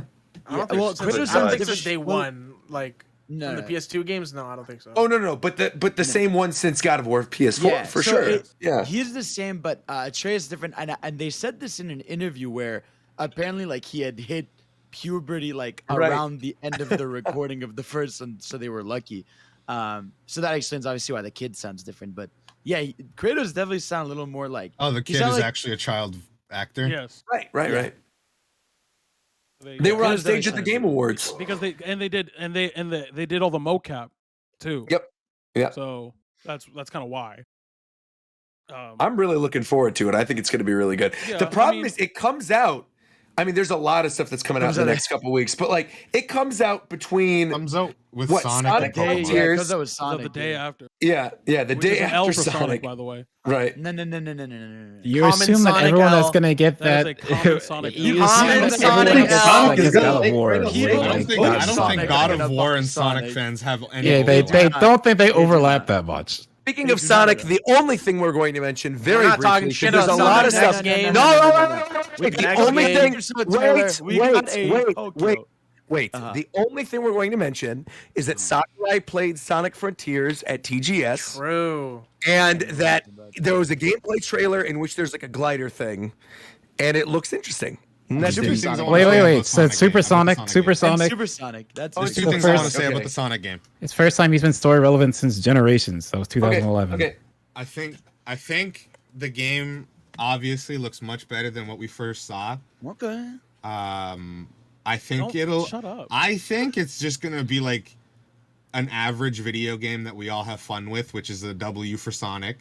But the only worry I have is I talked about it in here. Is I'm worried that all of the third island looks interesting, but a lot of the areas literally just look like you dropped Sonic into a fucking test. I don't like it. It looks so generic. Area 1 has it, but Area 2, like in a lot of shots, it looks like it was a war zone. Like there's like Area these- 2 at night looks good. Area 2 at Yeah. night looks very good. But even like in general, like it has these cannons. It has like what do you call those, like spike things that they use in wars or whatever. Like they have like it looks I like it liked was a also, war zone before. I don't like the new enemies, but I liked the big boss guy the with Evangelion the guy. Titan. Yeah. yeah. Long neck. He looks long neck. cool. No, it looked cool. All that fucking Street Fighter 6 stuff they showed. Yes, sir. Yeah, boy. Let's talk about it. It's crazy that you can play 2K My Career in Street Fighter 6. Did everybody sign up for the Street Fighter 6 beta? I still got to Yes. do that. So- I Give did. me a link. I don't know. Wait I'll till get that's you. out. Hold up. I should do that. Because I'm about to dip, so I'll say my shit real quick. But like, for Street Fighter 6, bro. First of all, them niggas at Capcom really eating, bro. Let's talk about that real quick. They really they're in their fucking bag over there. First of all, they're going stupid over there because Q1 for Capcom is gonna be fucking nuts. First of all, Street Fighter always drops Q1. It always drops Q1. Street Fighter 5, Q1. Street Fighter 4, Q1. Like, and most versions of both those games are dropping in Q1 of that year. I'm pretty confident that RE4 Remake will also drop Q1. So they're just gonna be eating, bro. Like they're really just gonna take that shit and go stupid. Now, did anyone read the end bio on the website? Yes. For Ken? Yeah. Yes. Ken's it's hilarious. He's like a war criminal. Not a war criminal. No, like he's okay, like a, so No, he's being falsely accused of being a criminal, Yeah, so he's he's on being the framed run. by the Mad Gear, right? He's probably getting framed by Mad Gear or whatever the fuck, right? Yeah. Yeah. Probably. So, but he's definitely down bad. Like he got no like. They took everything. They took everything from that man. If Ken's like this in this game, I hope they bring Rufus back. No, thank you. Yeah, I don't know about Okay. Rufus. I don't want Rufus Rufus is in this based. engine. Why do you like Rufus Rufus? is cringe. He has a fun moveset, and his story mode is funny. I feel like you probably have a better chance of them Isn't he making a just a female Ken character that stalker? has Rufus moves. That seems to be what they're doing lately. Like Fong is going, but then the leak had like female Fong basically. Yeah, we don't even know if she plays like. And Kimberly is Yeah. the new guy. Kimberly looks great. Yeah. So we saw Dalsim, Honda, Blanca, and Dalsim looks really fucked. yeah, and Ken. Dalsim looks like they just took Street Fighter V Dalsim and then just made him more Street Fighter V Yeah. Dalsim, which is great. Because it's like I think that's the best version of Dalsim, to be honest. Like the most fun to watch and to play. Yeah. But they literally, bro, they gave Blanca mini Faust. Bro, that's what dude, I was watching it on stream, on my stream. I'm like, there's no way they gave him that. Like, hello? How they gonna give Blanca a fucking set play tool? That's Exactly. fucked up. like that's so What does he have? So basically I was gonna say, so have you played Guilty Gear? Yeah. Okay, so you know Mini Faust? Yeah. Okay, Blanca has a Mini Faust. He Is it just a small Blanca? Yeah, so do you Yeah, he remember, throws out a do you remember Blanca in the Street doll Fighter and then 5 uses electricity.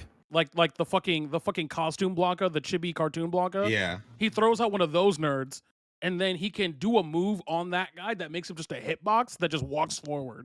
Yeah. So he'll like Bro, so the he'll stun seems huge on that as well. So he throws out Mini Faust. He in looks the so trailer. weird. He looks fucking stupid, man. He throws out fucking Mini Faust, right? And then he does another move. Like I think he does an electric of some kind that charges on the Mini Blanca, and then the Mini Blanca then just walks forward with the electric, and then he hits and then he combos off of that. Like why is Blanca a mixed character? Like what is going on? Definitely glad that they're willing to just go crazy with this because Street Fighter V is all way too reserved. Out of the 4 characters they showed, I think E Honda was like the least like new, I would say. Like nothing really seemed Yeah, he had new some for him. charge thing, like when the lights came behind him, but I didn't really explain what that does. No. That's probably, It does seem he looks more like Luffy in this one. In that, like, what I mean is like the way his arms are stretching, it has like a waviness to it in a way that I'm not familiar Bro, with. you need to somebody... stop watching anime. That in 5, like when his arms come back in 5, they do like waves kind of stuff. Oh, do they? Yeah. Yeah. The most Luffy really thing is play he a lot of has Street like Fighter V. the most Luffy thing is that new super that's like Gatling. Yeah, it looks awesome. Yeah, and he did the big ass fireball, and he has carpet again. Carpet fucking broken as hell. Like, I think Honda Kos is like one of those characters where I'm actually okay them playing exactly. Yeah, the I game was too. further. I was literally thinking watching it. I'm like, I might honestly pick up Honda in this game because he seems like the most honest out of everything they showed. Like, I'm okay with fuck Honda that, being we the pick same. fun. I'm okay with fucking. I'm okay with Ryu being the same. I'm okay with Guile being this. Like, there are certain characters I'm okay with, like them never really deviating from their gameplay, because I think that their gameplay Yeah, they kind of. shouldn't.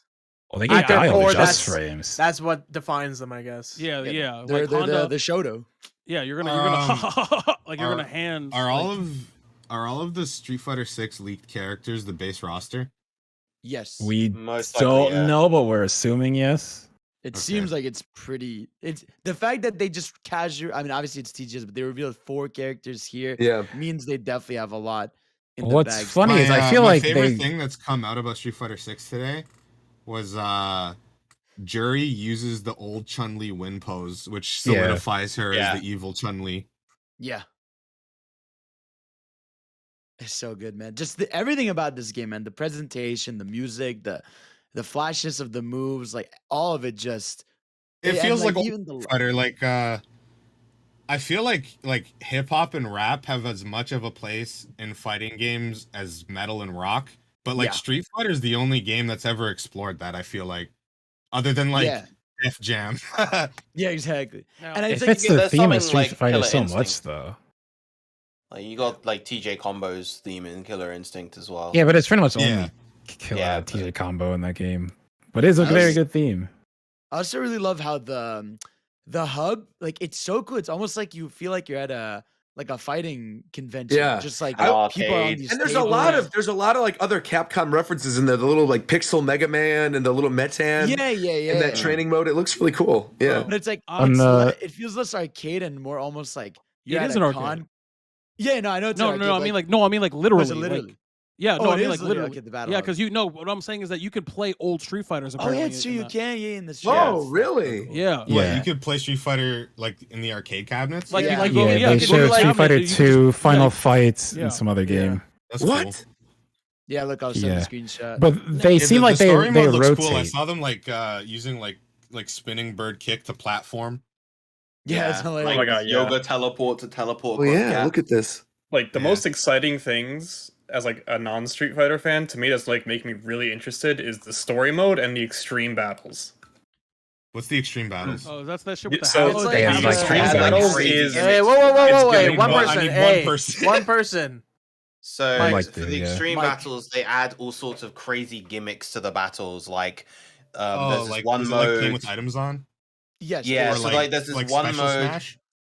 Kind of. There's this one mode that has like a bull that charges in and hits you. There's one mode where you're juggling like a volleyball around. There's a good handful of different Yeah, I modes feel that like come up in the trailer. fighting games need more shit like that. More Yeah, they no, need that's, more, like- that's good. Yeah, they Wait, need there's- like there's one more. thing I gotta- I don't think like simplistic inputs like bring in a lot of casuals. Bro, but I think deadass like would have never played Tekken 7 if they didn't add bowling. yeah, they need like more wacky Yeah. stuff.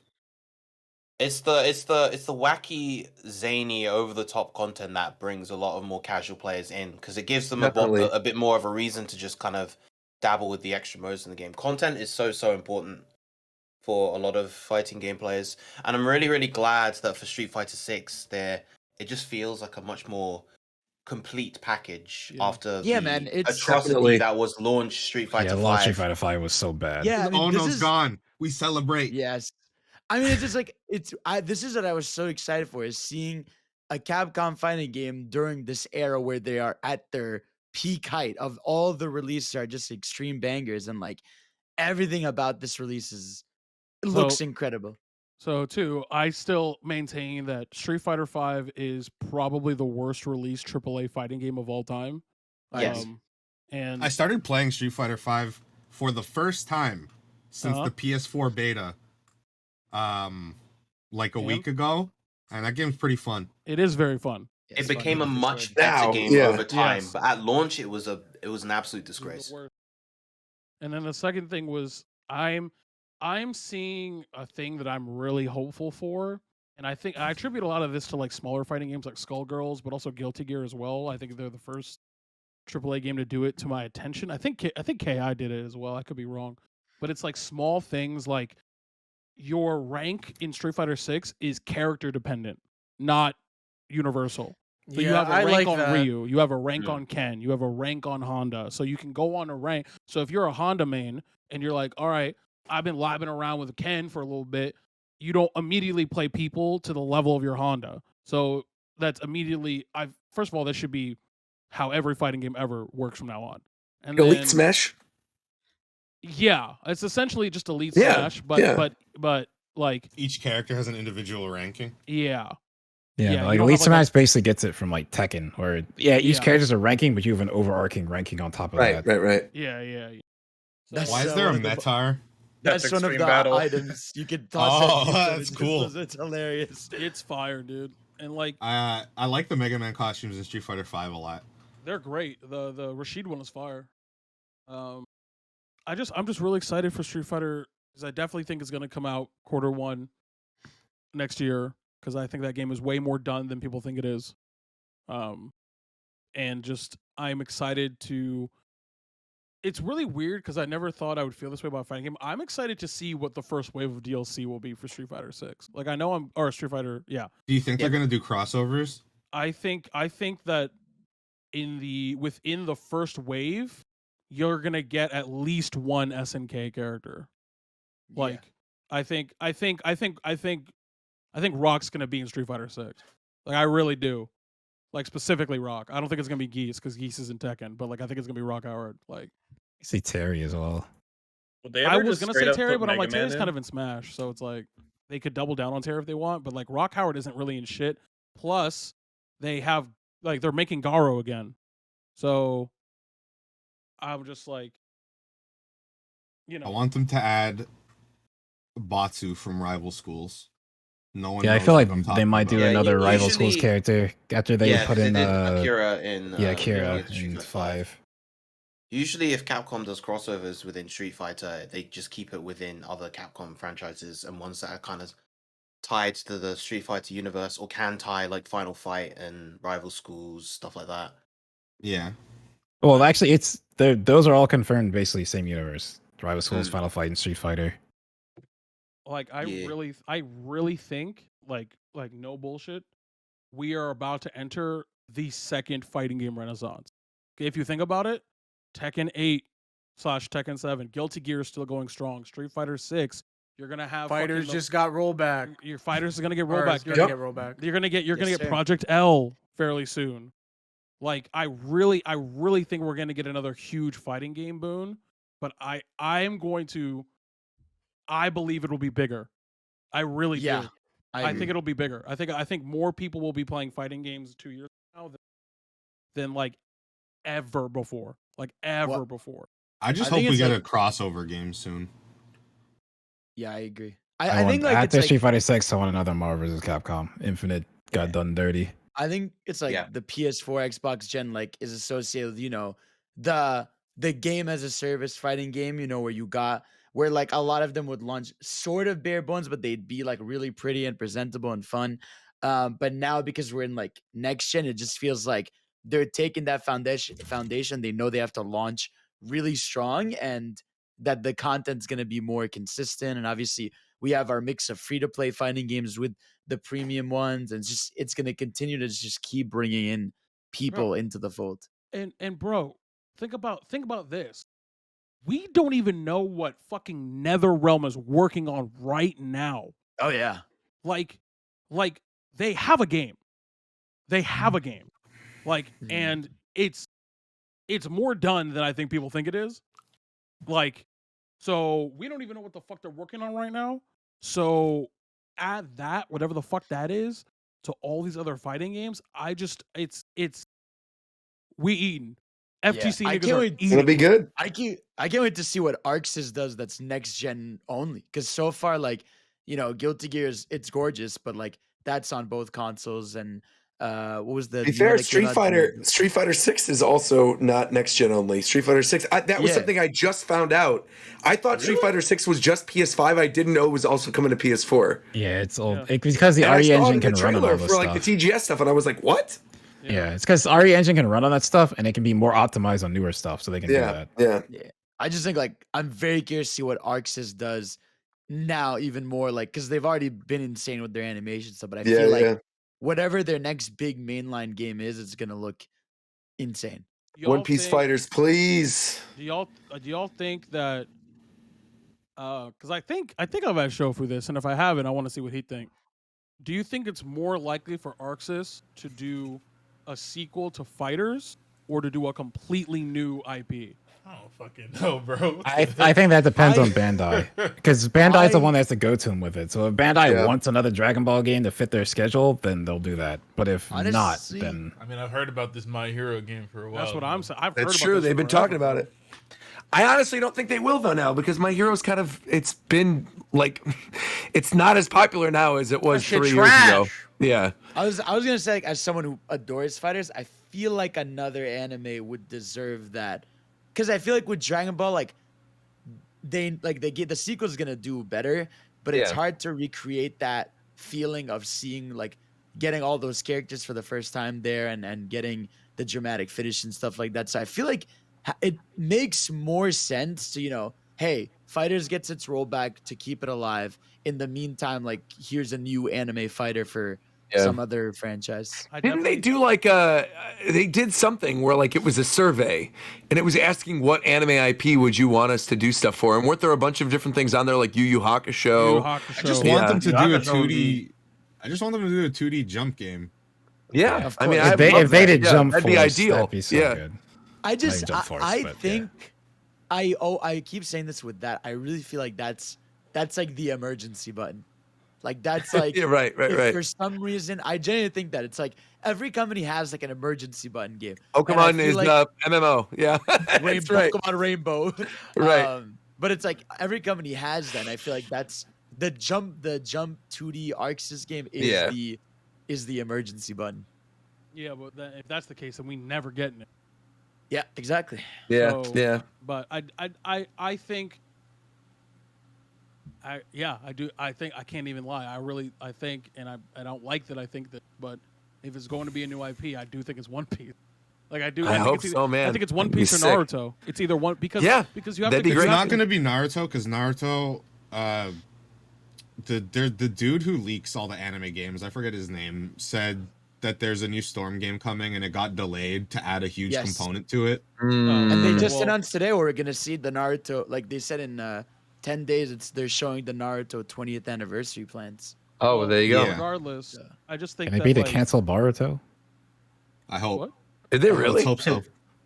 I hope so every day. It has to be an evergreen IP. I think like I even though I wanted it to be My Hero at one point, I never thought it was going to be because it's like they have to go through the whole dev cycle and then hope it's going to be popular by the time the game comes out. That's not good business.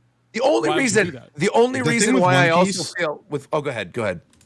I was just gonna say the thing with One Piece is it's always been in a weird spot in the manga, but now it's far enough along that you could make Exactly. a fully fledged fighting game. You said what I wanted to say, that now we're in the final saga and the end is in sight, and now they can actually do it. And Characters got their jump in on the presumably hype, final their final power-ups version. and shit. Right. Yeah, So it's gonna be in sight for and 3 more. now years. would be the time to do it. Yeah. Logistically, you could have theoretically like Luffy could be the Goku of that game. Where you have one gear, you have one gear, Gear 2, Gear 3, of course. Yeah. and then you have fucking, whatever, like Luffy Instinct or whatever the fuck. Like I don't know. Luffy Instinct. Yeah. I don't watch that shit. Yeah, I'm not going to give You're a spoiler. closer than but- you think. Yeah. One Piece has an advantage over other shonen where like in a lot of shonen, all the side characters at some point just become who cares. But there's so many characters in One Piece that are strong and relevant. It is, but I'm so torn because like half the Straw Hats just get done dirty. Like they obviously Zoro, Luffy, Sanji, although Sanji got done dirty too. But some of them always get done very well. But then like Chopper, Usopp, Nami are just like punching bags until eventually they get super Chopper serious would be finally. sick though in a fighting game. would I mean, I would still like Chopper would be Chopper. No. freaking I'm not cool, talking about in yeah. a fighting game because Chopper is still one of my oh. favorite Straw Hats. Oh, But it's just oh, like yeah, in terms of how they're written in the show, it's the same thing. Oh, I'm so afraid. You fought so many other people. Why are you still afraid Yeah, like but this? does that matter? of course. In the context of a fighting game? No, in a game, Krillin- I'm not matter. talking about it for a game. I'm talking about how they're presented in the show. Yeah, I get you. I I get thought you. we were talking about the game. Yeah. No, I was talking in about terms of a character game, I think issues. Chopper would be super cool with the Rumble Balls. I think Frankie would be awesome. I with, think like, Nami different would be a really cybernetic cool parts. set play character. Yes. Yeah, for sure. And so would Usopp Robin. would fucking just range the fuck out of you. There's no way. Dude, the hardest zoner of all time. There's no way Zoro is not fucking broken, bro. Oh yeah, Zoro would be There's amazing. no way Zoro is. So would Mihawk. Mihawk would be wild. Yo, can you imagine Zoro with Virgil swords? That's like Virgil Sword that's like Super? some of the one of the only issues with the One Piece fighting game is characters like we haven't seen like Blackbeard or Shanks fight at full power. No, but we're at a point in the story now where like they're far enough ahead where we can kind of get an idea of how they would play. Yeah. I mean, Especially with Shanks in particular. I think Shanks Has they can do some Blackbeard cool stuff with. really, like this is so old. I don't even care if I'm spoiling. Yeah, But yeah. Has Blackbeard really even displayed use of his other devil fruit? Yes, a couple times, but not to the extent that I think people would want in a fighting game. Though, to be fair, he uses both of them in Burning Blood, and that was like 5 years ago. So. Oh, okay. Yeah, but Roger, I guess my question would be Burning like, Blood spoiled that shit for me. Yeah, Burning Blood spoiled a lot of stuff. I guess my question would be, Roger. I mean, if let's say the One Piece fighting game is real, and we're getting way off topic now, but The One Piece fighting game is real. Yeah, that's why I said it like that. The One Piece is real. Character. Then I don't, because like I don't think they have to be end of manga versions of those characters. No, and they could be DLC if they wanted, of course. Yeah, you like could they be could DLC. You could whatever. Because like fighters did, they did base Goku and Vegeta from the first saga of Dragon Ball Z. Yeah. No, I just mean like in a sense where it's like, like fighters like didn't have a bunch of characters, and then the Broly movie came out, then they added Broly from the movie when they though they already had GT Broly. They already had Broly. I mean, to be fair, obviously it's nowhere near that level. But with Burning Blood, they kind of did something similar where the Film Gold movie came out around that time, and the DLC characters they added for that, they put in like the bad guy from Film Gold with like all the different moves, and it was actually really, really sick. I mean, I would not be against a Burning Blood 2 either, but I also feel like if they were going to do another Fighters and it was a big IP, again, now would be the time to do One Piece if they were going to do it. So I'd love One Piece, but a part of me wants Bleach just because of how like flashy and shit Bleach is. Bleach would also be a great choice because the anime is coming back right now. So if they wanted to jump on the anime returning and like Bleach returning, that would be the time to do it too. I think Bleach would be sick. Also, the music in Bleach is so good. Yeah. So yeah, I've actually watched Bleach. So I always watched Naruto. My brother watched Bleach, so I have to watch that for the new season. I mean, I'm down with whatever though. I mean, they could do. Like you said, Fidel, like the emergency. I'll be happy with pretty much any like, anime fighting game that isn't My Hero. Chainsaw Man would be sick, but I don't think they're gonna. I'm I'm saying that as somebody who doesn't really like But Chainsaw even then, Man, I think My Hero, Chainsaw Man would be My Hero, fire. My Hero objectively would be a good fighting game. Like that. No, would be a good oh yeah, My Hero would Yeah, but I definitely just be a wouldn't good like fighting it. game. That's fair. Yeah, it's fine. I just don't like My Hero. The only thing I like about My Hero is its aesthetic and like art style. I'm telling you, Zeph, all I know is if that My Hero fighting game is real, Tailman is on my team, bro. Hey, Ojiro? Yes, bro. Tailman. You know why? Because I look at that character, and some people will be like, man, that character trash. I look at that character and say, man, his assist is probably nuts. He got a standing low. Yeah, that boy's about to have season 1 Krillin assist. Facts. Facts. Well, I think that wraps everything up. We've pretty much touched on everything now at this point. We did Pokemon. Battle Network has online, I guess. Oh yeah, you Yeah, can throw that's that in awesome, there. dude. That's awesome. Yeah. Oh, also, this is like not relevant, but they for some reason with Battle Network, they remade the title screen's assets for the games in HD, but nothing else. The VTuber Mega Man is the menu. Yeah. Oh yeah, and the main menu for Battle Network Legacy Collection has a 3D model of Mega Man EXE, and He you got can his turn own on voice silent actor. mode. You can turn silent mode on, but while you're playing the game, Mega Man will like comment on how you're playing and your control style, and you can like talk to him and stuff. I but love you that. can just I love that. you could just turn that off. And What is rain code? People are saying rain code in the chat. what is rain code? I don't know. That's why I'm asking. Also, what they need to do is stop telling people to play with that filter on. The soothing. That's the what I'm soothing saying. filter. The smooth Those filter? filters Yeah, are always trash. yeah. It's so Don't ugly, use the man. smooth filter. Ugly. Now, I will. Oh, will it's say that game by the creators of Danganronpa. Oh, okay. Oh. The one that was in the direct. Here, Yeah. I don't know how many people are gonna play it here, but theoretically, either the week after our next show or the week before, Overwatch 2 will be out. Oh, that's So- right. Oh, yeah. What do you think of the new hero? So She's I cute, the think ninja that girl? character's Cool, yeah, cool. Yeah, I cool like her. Kitsune ninja girl, kind of cool. Actually, I'm What glad the you fuck brought is that up. with the- 'Cause this okay, is- Mike, what is with them putting the characters on the battle pass? Yeah, I was about to say the battle pass Okay. system might ruin that game. Yeah, Mike, you oversee all of Activision's methods.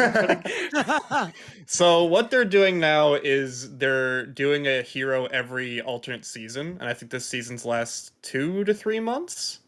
Okay. And if you are a free-to-play player, the hero is on level 55 of the battle pass. Jesus.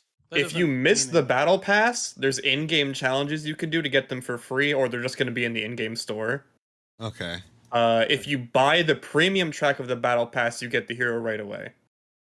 Okay. So that's how they're gonna make money, I guess. Yeah.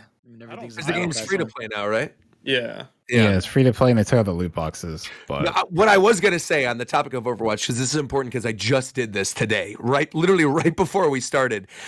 While you can, you've got like a week left. You can merge all of your versions of Overwatch, all the stuff that you've unlocked, like on the, for example, I played on PS4 a ton. Yes. So I played on PS4 a ton, and then as soon as they brought the Switch, I never played on PS4 again. But I obviously played a ton on PC too.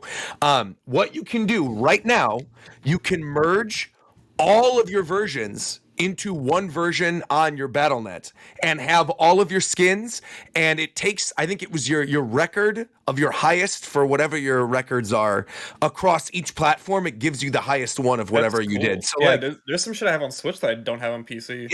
Same. And so if you have the Switch version, PS4 version, whatever, make sure to do the merge account thing. You have to confirm the account from whatever it is that you have. So like you have to confirm when you log into the Switch version, you click where it says merge accounts and say, yes, this is the version that I want on my Battle.net. You do the same thing across all of the platforms, Xbox, Sony, whatever. And then when Overwatch 2 comes out on the 4th, everything is going to be linked on Battle.net. You're going to log in with Battle.net, and you're going to be able to actually have all of your costumes, all of your stuff from every version of the game of Overwatch is going to be unlocked immediately on Overwatch 2 for you. Is there an exclusive like Nintendo Overwatch skin that they have? No, it's unbelievable that they never did that. Yeah. I don't think any of these companies are going to do that because they want all their shit on every platform, and Nintendo won't play. I can play as Kratos on Fortnite on my Switch, so that's stupid. They should do it. I know Smite did that. If you play, like, there was an Xbox Zeus skin, there was a Switch skin for Neef. Don't know what they don't play. Actually, yeah, Rocket League has like the Mario and Luigi thing, but they just don't appear on other platforms. Right. I mean, I could literally play as Master Chief on my PlayStation Fortnite, so yeah. I don't know Tito, why. is there something specific you wanted to say? No, I was just gonna say, like, first of all, Mike and I go beyond that game. You know what I'm saying? I see you. Oh, I'm playing it for sure. Yeah, I'm right there with you like guys. The one Activision Blizzard game I will not be playing.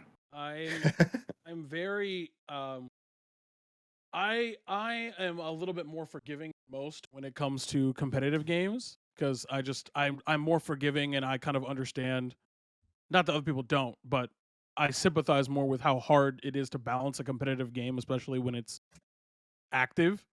So I really hope that people who haven't played Overwatch in a while play it, because it's like Mike and I have played fairly recently. It's been a couple months, but like recently enough where like it's fun. Like Overwatch is a fun game. Yeah.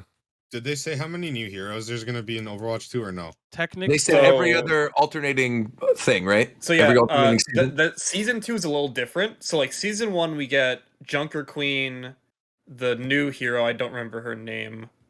The Ninja Girl. Yeah. There's one other one. Sojourn. And Sojourn. Oh, Sojourn. Right. And then the next season is in December, and we're getting a new tank. And then Sojourn? after that, it's every alternate season. Right. She's the French Canadian girl, right? I thought she was in Overwatch already. No, she was originally planned for Overwatch, and then they moved it to Overwatch 2. They moved everything over. Oh, okay.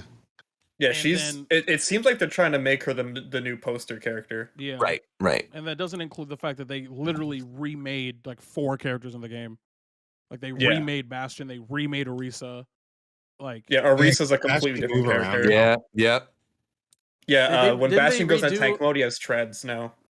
Didn't they redo the Fist guy? I forget his name. Yeah, Doomfist is the tank. Yeah. Well, they had to, because now you only had one tank. So he can't really be off tank. He has to be able to tank on his own. So I can't wait, man. I'm genuinely really excited. Have you not tried any of the betas? No. Because I haven't really had time. I haven't had the chance to play any of them. And I loved Overwatch, fiended Overwatch when it first came out. I think I put like 300 something hours on PC within like the first year and a half that game was out. I mean, I played a lot, and then I was dying for it to come to Switch. And then for whatever reason, I was like, I downloaded the PS4 version or something because I'm like, well, I want to be able to play on my TV. And then like 3 months later or something, they announced the Switch version. And then I only played on Switch after that because I like playing in bed and just like sitting there with the Joy. You know, it was just fun. Does it run well on Switch? It runs totally fine. I've had no real they've issues been or patching anything. it a lot, and it runs great now. Yeah, runs fine. Obviously, if I'm gonna play it in like nice HD, I'll play it on my PC, and I just play with like a Switch controller, and I'm fine. But yeah, I really, really love it. And the only reason I kind of dropped off was like, remember when all that shit was going on with Activision like 2 years ago or something, like Blizzard? And I'm like, yeah, screw this. I don't feel like, you know, playing this game when there's so much other good stuff coming out. But now it's like, I feel like they've kind of cleaned house with a lot of that, and I feel more comfortable being like, I could pop it on and play a couple matches. And I did that recently. I can't tell you the exact point I dropped off, but there's like a point in Overwatch 1 where the meta was the same for like a bajillion years, and then I just never played it again. I think it was for me. It was after Sigma is when I kind of stopped. Yeah, Sigma's when I stopped playing too. Ever since they I like Sigma, but I stopped after him. They put out Brigida, and then the game was never the same again. Oh, they could not recover. Yeah, right. That's just. I'm jaded. I've been a fan of this company for way too long. But they're like, Overwatch was their first time trying to do actual serious live service. Yeah, WoW exists, but WoW gets patched like every 6 months or something. There's giant gaps between WoW when WoW gets patches. Even when they make changes to WoW, sometimes they just make a spec so bad that it's just like, oh, we'll try next expansion and just leave it there. Imagine so like WoW. they're not really a company that still play it now. They're not really a company that like does fast updates. So hopefully with Overwatch 2 they've learned and we'll be better about that. I mean, when again is Overwatch 2 coming out? What's the exact date? October 4th. October 4th. October 4th. Okay. Yeah, I might actually go crazy and do a video. I've watched all of them already, but I might do Rogers Base reacts to every Overwatch trailer. Bro, the trailers are all great. I know they're all good. I know that's why I might want to rewatch them. The May one is probably my favorite. Oh, the May one's really good, and like the little depot in the ice. Yeah, it's good. The May one is the one where she wakes up and all her friends are dead, right? Yeah. She's just Captain America. I'm surprised they didn't put out the cinematic for the Fox girl. I thought that was going to be like how they revealed her. It's strange. Yeah. I think that is everything now. The last thing I want to mention before we close out the show, though, is a big congratulations to Masahiro Sakurai for getting 2 100K plaques on YouTube. We got one for his American channel and his Japanese channel. And well, come on. We gotta always say thank you to Daddy Sakurai. And finally, we want to say congratulations because he just hit a couple hours ago 1 million followers on Twitter. So round of applause. It's crazy that he wasn't verified on Twitter until like this year. Yeah. Verified and has 1 million followers now, which is great. Well deserved. Can't wait to see what he's making next. We will be back on the 26th, I think. That's the day after my birthday. I think that's right. It's also the day after my birthday. I think it's the 26th. Whoa. Yeah, me and Tito have the same time birthday. as every year. So look forward to that. 26th, there'll be a new episode of Japan Time. I will be in Chicago for that one, but I'll have all my stuff with me so I can easily record it. Sit down and do a show. The real Ricky back. Mr. Worldwide. I can literally walk to Ricky's house. Right. But I am the real Ricky. What are you Exactly. That's right. That's right. This is indeed the real Ricky. Don't let anyone tell you otherwise. The real Ricky, he didn't say shit for the past 45 minutes. He said a couple things. You also have a normal because mic. you are just caught up in your own life and you're just selfish and you don't listen. You're doing a lot. Doesn't mean that you can disrespect cocaine like this. That was a very now Ricky refers thing. to himself in the I'll give that third to him. person. He already does. Yeah. So we closing out the show then? Anyone have one last thing to do, or they want to play a song? To prove I'm the real Ricky, I'm gonna do the outro. I said, "Yo, listen, when I grip." What? That's correct. That's correct. You guys. All right. Good night, everybody. This show really sucks, bro. This show sucks.